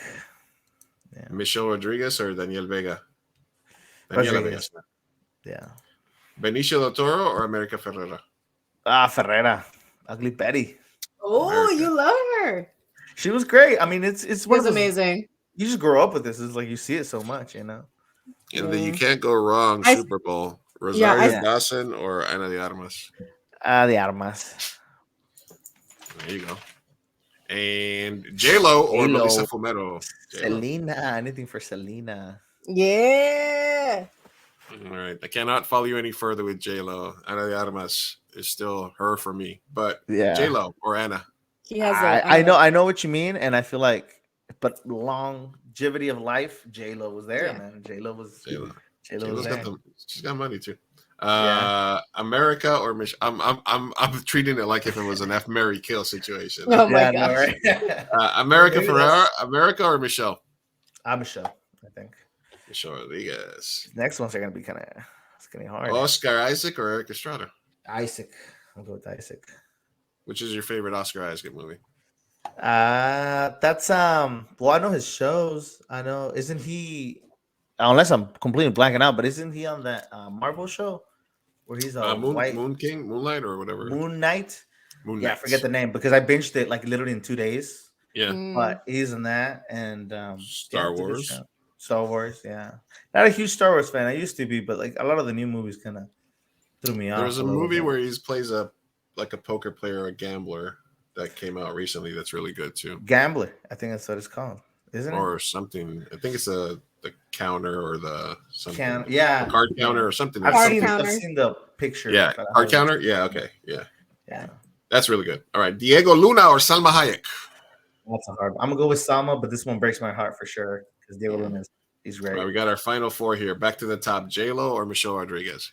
I'm gonna go with J-Lo and Salma, and this one is actually kind of easy because out of the two, Salma. I gotta go Salma. Yeah, it has I to be gotta Salma. She's the ultimate. Come This is a heartbreaker, man. Those bottom brackets, they really broke my heart. I gotta give it to you. They're hard. Yeah, this is why the bracket bid is made to cause maximum pain. And you completed it bravely and quickly, so we commend you. Yeah, thanks. I am super impulsive, so I mean, you know what I mean. I could be the guy that's like, yeah, kill him, don't kill him, don't kill him, just because, you know. Yeah. When the revolution happens, that'll be my job. All right, now it's time for Sophia to shine. It's now time for her favorite segment. All right. Now it's time for No names way. No names way. No names. I just hate that we waited until the end of. I'm exhausted. I'm like over here, like I'm gonna give terrible advice right now, Lou. They're short questions. Let's All see right. if we have anything. All right. Burrito Man con queso writes, "What is your go-to burrito?" Mr. Vega. Me. I was gonna start through Sophia. Burrito, surf and turf. The surf and turf fry burrito. I know you guys ever had it, but it's just like a carne asada burrito, California burrito, but it has camarones or shrimp. Shrimp. Has shrimp So in it's just it. like a California burrito, add shrimp, or do you? Yeah. Add, But I or do really you also love add like, seafood. or you just add, or do you also add like cabbage and like No. sauce and stuff Well, the like one I have usually just has a shrimp and then some kind Mm. of chipotle sauce, but everything else is pretty much a Cali burrito. So, Okay. I mean, I'm talking big burrito, so 2 mealer for sure. Sophia. Man, I'm about to piss off a lot of people. I'm not a huge burrito person. Like, I just don't eat them a lot. All right. Anyway. Nice. Yo, let's see if you can add yourself back to the stream. Let's see if you can figure that out, Sophia. Let's see if you can add yourself back to the screen by hovering over your. Hey! Did I do it? No, man, I can't Fuck kick you you, off. Lou. I can't Gotta kick give you it credit. off anymore. Nice. All right, go ahead. Go ahead with your blasphemous. No, because I'm just gonna be silent. So fuck you. No, here. I keep my hands up here. Yeah. Your answer. No, I'm not a huge burrito person, so I'll eat any burritos welcomed. There's one burrito that I'm obsessed with. However, it doesn't exist in the market. What happens is my family owns a restaurant and we get bored in the kitchen, right? So once in a while, eating the same shit, doing the same shit, you have to make up some shit. So one time, Tina, one of the cooks, she's amazing. I was bored and I was like, I'm hungry. And she was like, I made this random burrito. I was like, all right, cool. Best thing I've ever fucking eaten my entire life. It had cochinita pibil. It had orange rice. It had a slight bit of like beans, and then it had ¿qué más? La cochinita pibil also had a bunch of stuff already, like it was like chopped onion. It was so good. Oh, and it was just the best thing ever. And from this day, like that's the only burrito that brings me happiness and joy. I go to the restaurant, I'm like, Tina, you know what to give me, and she gives me my burritos. Oh, so that this is recreatable. This is yeah. Well, recreatable? she knows how to do it. I will say she's the one that makes it the best. She's the one that invented it and makes it the best. No offense to all the other cooks in that kitchen, but I did go, and Tavo was there one time. Maggie was there. They know how to make it, but they don't make it as good. Because it's a lot. It's the proportion. Sometimes you put too much beans. Sometimes you put too much rice. So I don't know how, but it's the best. That's the only burrito that brings me happiness. Like other than that, all the other burritos, I love them. They're great. I don't have a favorite though. They're good. Could be California, could be beef, could be whatever. Yeah, but that one, and it doesn't have a name. It's just like the burrito that Tina made me one time. It's so good. Damn, custom made. That's pretty bad. Custom made, yeah. The original 2 a.m. burrito. Well, listen, when I first came out to California, the first taco shop that I went to was called Taco Motion in PB. Mhm. And that was like my favorite. Yeah, in PB. Well, I lived in PB when I first came to San Diego. That was so, but they were mean. They were Mexicans, so it doesn't matter. But it was good as taco shop as any. That's where I felt that was my first burrito there. So that was when I first had a carne asada in California. The original 2 a.m. burrito order for me was always the carne asada burrito, no pico, and then add sour cream, beans, and cheese because I'm a frijolín at heart. So so it's like just a carne asada burrito with guacamole and a little beans, sour creams, and cheese, a little extra. I was like, yeah, it's extra. Don't tell me it's extra. I know it's extra. Just charge me and give me my burrito. Carne asada burritos are good. Yep, that's At classic. this point, I just assume that most extras are extra, right? Yeah, it's just kind of like just add it on. And if I can possibly, some places will let me do it. If I can possibly substitute just sliced avocado instead of guacamole, that's the plus EV move. Really? Yeah, like some places they'll be like, hey, can I get just sliced avocado instead of guacamole? Yeah. I think that's it's like a whole different thing. It is better. Yeah, it is a little bit better. Yeah. All right, so thanks for writing in, Burrito Man con queso. That's a question we don't. You'd think I'd get asked that question more. I know. I'm surprised this is the first time. What the hell? Okay, here's the next question from Triple Play. Says, my girlfriend recently came out as bi, and I am supportive, and we have been together for 5 years. How soon can I ask for a threesome? Okay, that took a turn. Oh my god. Sophia. That was it. I don't know why I thought that was you being punchy. Okay. No, that All was right. that's the question. My man. All right. Okay. So let me break it to you. Okay. Okay. She's coming out. In my experience, right? Because I came out and I was not dating anyone, but in my experience from women that are dating men long term and then come out, the odds that you will stay together are very low. And this is why, unless, yes, you might want to open things up. But here's the thing. I wouldn't say how soon. I don't know that. Let me think about it. But on what's going to happen after you do it. She's going to say yes. She's going to explore. She's going to be very happy that you let her explore. And then she's going to realize she might like it more or less. She might be, because sexuality is a spectrum. She might like men slightly more. She might like women slightly more. I will say you might be excited, get a little less excited because there's a chance that you lose her since she is exploring something new. So don't be too excited. All right. I get it. Have a threesome, enjoy it. But just know that, she's exploring and you have to make peace with the fact that you are going to let her explore a world that she does not know. And that she may like more than being with you. Just saying. But she could also be super grateful, right? And explore and realize, hey, I'm bi and like I love this, but like I love you and I want to be with you and I'm so grateful that you're so open and all that stuff. So it could work out. But just, keep your expectations down here. And don't be surprised. Don't be surprised. Yeah, if she's like, oh, I don't want to be with you anymore after the fact, right? So don't sexualize it too much. Don't be the guy that's too eager. Just be supportive with her process. And if you're a good partner, she'll appreciate that. You don't want to, two things you don't want to do. You don't want to stagnate her growth, and you don't want to sexualize it to the point where like you're doing it for yourself. Just let her do her process. If she wants to do a threesome, I would say wait until she has processed her sexuality, like her own coming out situation in her head. Because if she already told you, she's been thinking about it since she was born, I'm assuming. But she's already got the guts to tell you. You've already accepted her. Give it a few months, a couple months. You don't want to be that like eager boyfriend that's like so threesome. Yeah, no, that would be my advice would be that if you actually want it to and happen, let her drive. Yeah, let it be her idea. If you absolutely want this to happen, then you absolutely cannot be the person that brings it up. If you bring it up first, you are forever branded as the creepy boyfriend that immediately, doesn't matter if you wait 2 years, you're the fucking asshole that immediately was like, oh, my sexuality, yak. What does that do for me?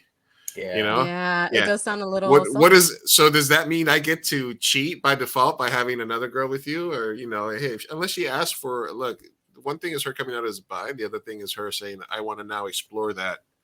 Because if you've been together for 5 years, I mean, she's got to be at least in her probably late 20s or maybe early 30s. And if you're coming out at that age, you got a lot of repressed sexuality. You got a lot of scissoring to do. Yeah. The best thing you can do, I love that, Lou. The best thing you can do is open the door and let her know, I will support you if you want to experiment and try things out. From then on, she needs to let you know whether she wants to go outside or she wants a threesome or something like that. Also put up your boundaries, obviously, if you don't want her to fucking anyone else. So, but that's the only way you can prompt it, is just kind of like, hey, I'm open and supportive to your process. Yeah, it doesn't mean they're not still monogamous, right? Like they might still, I mean, just being bisexual doesn't mean you're immediately polyamorous. So maybe they don't, and like maybe you could be like, yo, no, like it's just, I feel like assume the worst in the sense of how you're going to be perceived and just play it safe. Like you said, let them decide. I think it's up to them. And also, hey man, fuck, what if, like, again, a couple things could go wrong here, and I feel like you're not considering because you're thinking with the wrong head. But like, what if they leave you, or what if you're a disappointment, or what if like it's a worst case scenario? Like, I think you've been watching too many movies and not the great kind, and your expectations are a little too high. Yeah. And then again, what if she's bisexual and she's coming out, but she's also like, I don't need to act on this. But sexuality is a spectrum. People have different needs. So, you never know if she's just coming out letting you know, hey, I'm bisexual, but I don't necessarily want to act on it. Like, I don't care. Right. So don't assume that, and don't prompt a threesome. Don't assume it. Don't be the first one to bring it up. Listen, what you do is you rent Bound. No! Why Jennifer Tilly and Gina Gershon. and That is like the you're like, cringiest lesbian movie ever. Don't ever watch you it. put It's that one on, terrible. and then you invite her friend Susan over. And you're like, hey, you haven't spent time with Susan at all. I Have you been invited her to watching come over and watch Friends? Bound with us, and then boom, instant activation.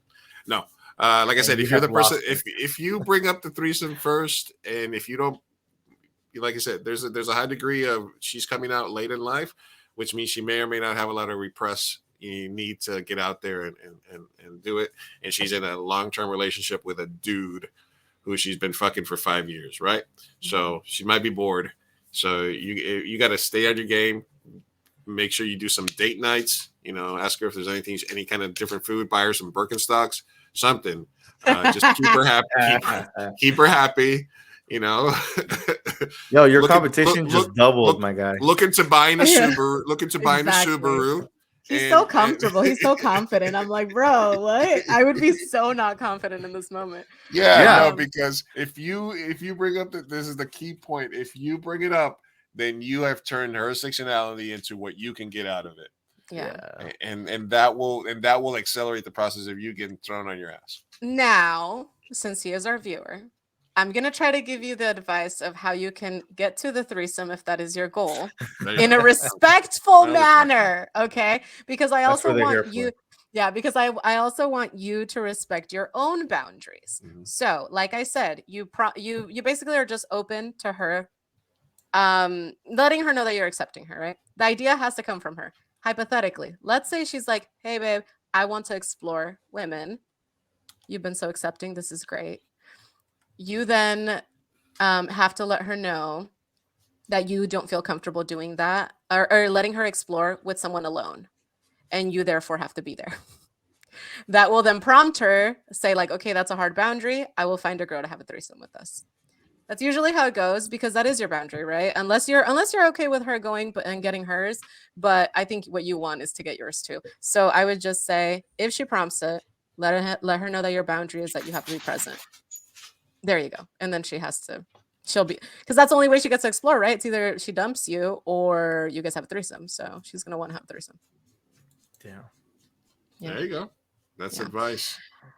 Now, I will say when casting for a threesome, I can go into an hour rant for that, but we'll stop it there. But it's very important what girl you choose, okay? This is make or break for your relationship.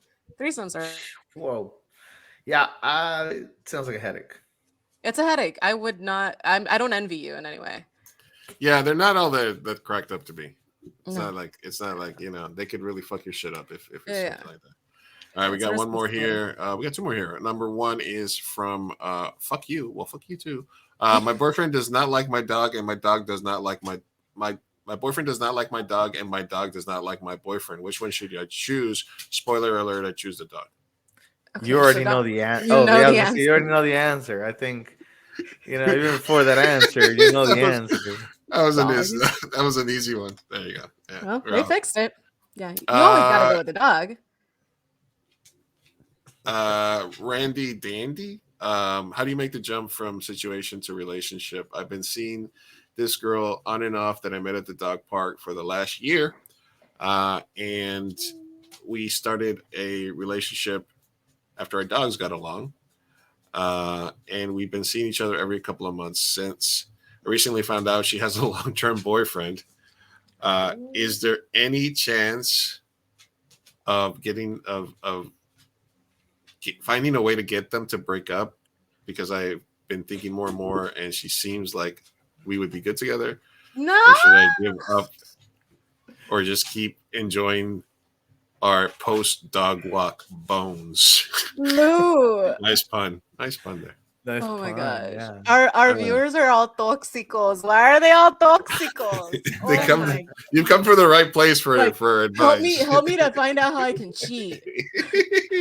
How can I cheat? How can I get this happy couple? Well, how can I hide my affair? Couple. Well, what is it called? Home wrecking. How can I home wreck 101? How can I home wreck?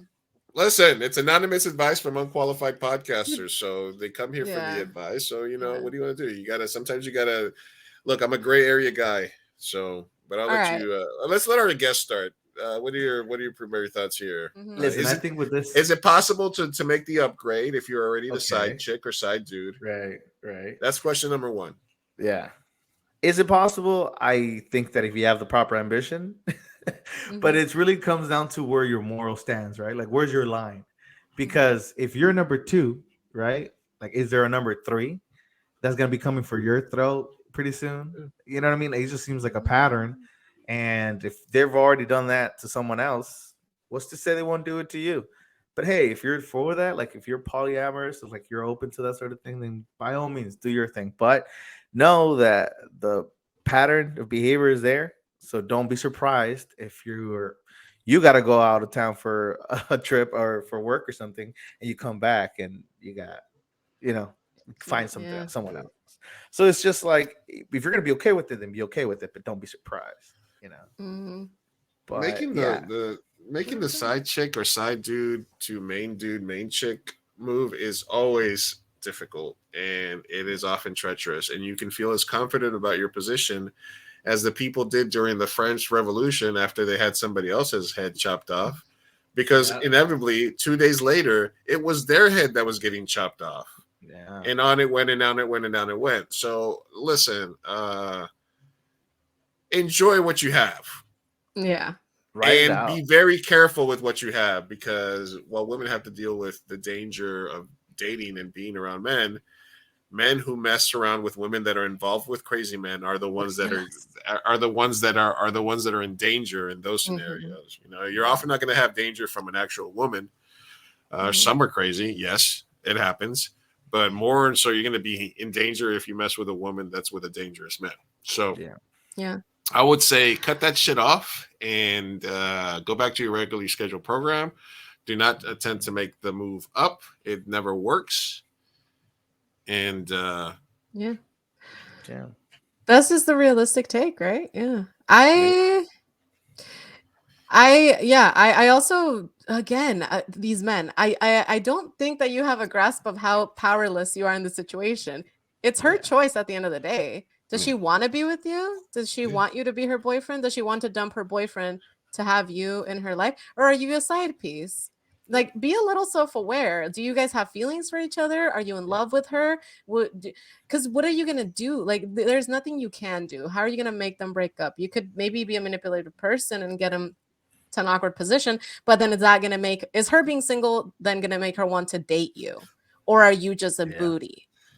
Yeah, you never go Get full some rom com. yeah, get clarification on that before you make any moves. Because just being her on the side and she's cheating doesn't mean that she has feelings for All right, you and wants to be with you. let's say best case scenario she's unhappy, or you want to Mhm. feel like you're Captain Save a Lady, and Okay. maybe like worst case scenario, she's got an abusive boyfriend that's a piece of shit and he's never Yeah, around. oh Yeah, like no. oh Yeah, yeah, yeah. okay. If it's that deep, then again be careful. And Yeah, number your two, just safety. it's you're gonna your shit's gonna fucking it's gonna upheave your whole fucking life. Your job's gonna suffer. Your friends are gonna think you're stupid. It's at the end of the day, it's not gonna what is I say she does not want to be saved. Is the Yeah. sign. Yeah, yeah. She doesn't want you to save her. Basically, is the reality of the situation. In most cases, where we men put themselves in these positions where they think that they're doing the right thing, they think they're being valiant.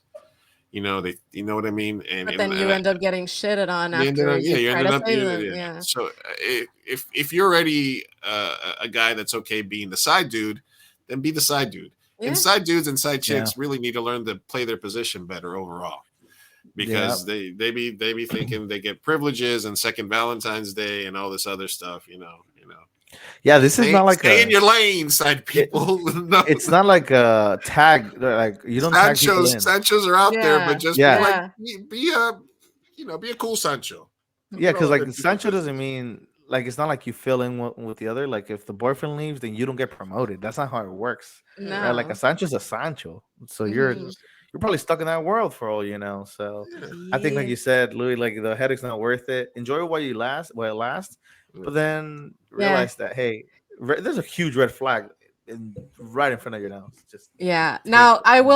I will say if you hear our advice right now and then you are like, "Whoa, they misread my situation. Her and I are in love. She's stuck in here or Yeah. whatever." Then resubmit and then I can give you different advice based on if you both love each other and want to be committed and there's some roadblocks stopping you.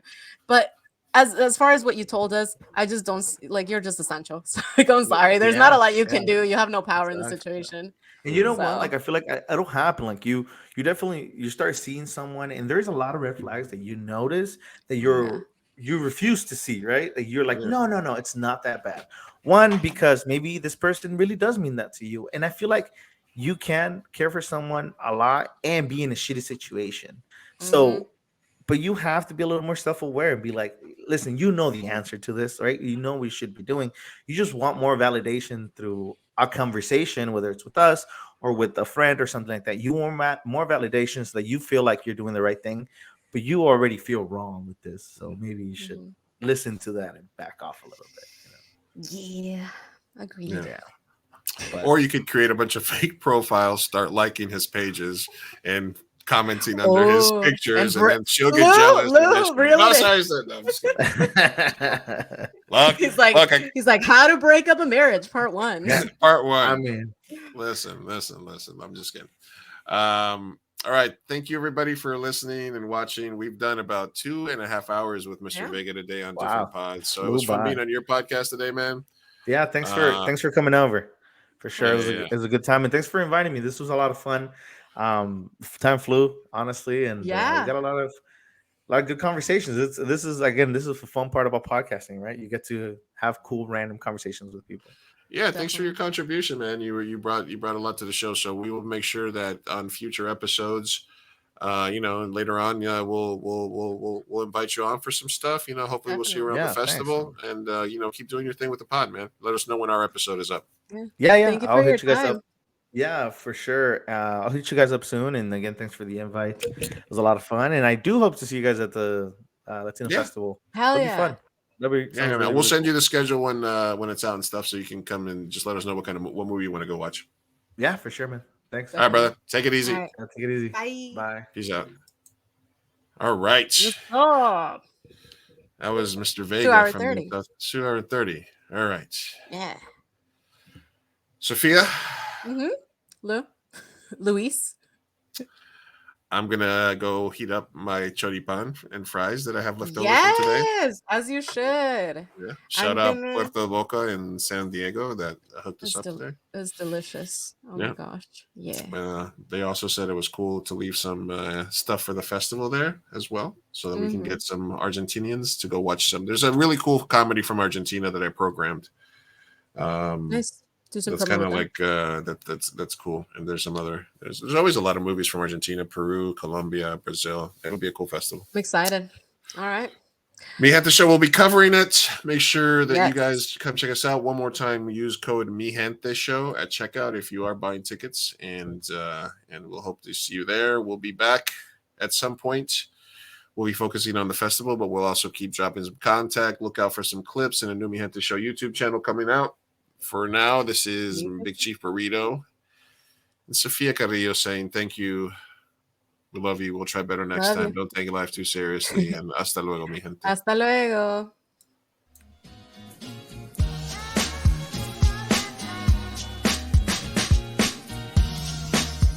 Vamos, papá, hay que irnos. Me estoy aguantando desde que pusieron el domo. Puedes esperar. Muchas personas trabajaron en esta película y solo quieren que te aprendas sus nombres de memoria. Y yo quiero asegurarme de que ningún animal resultó lesionado durante la filmación de esta película. ¡Listo! ¡Uy, palomitas en el suelo! ¡Chao! Espera, parece que Maggie tiene algo que decir. ¡Es su primera palabra!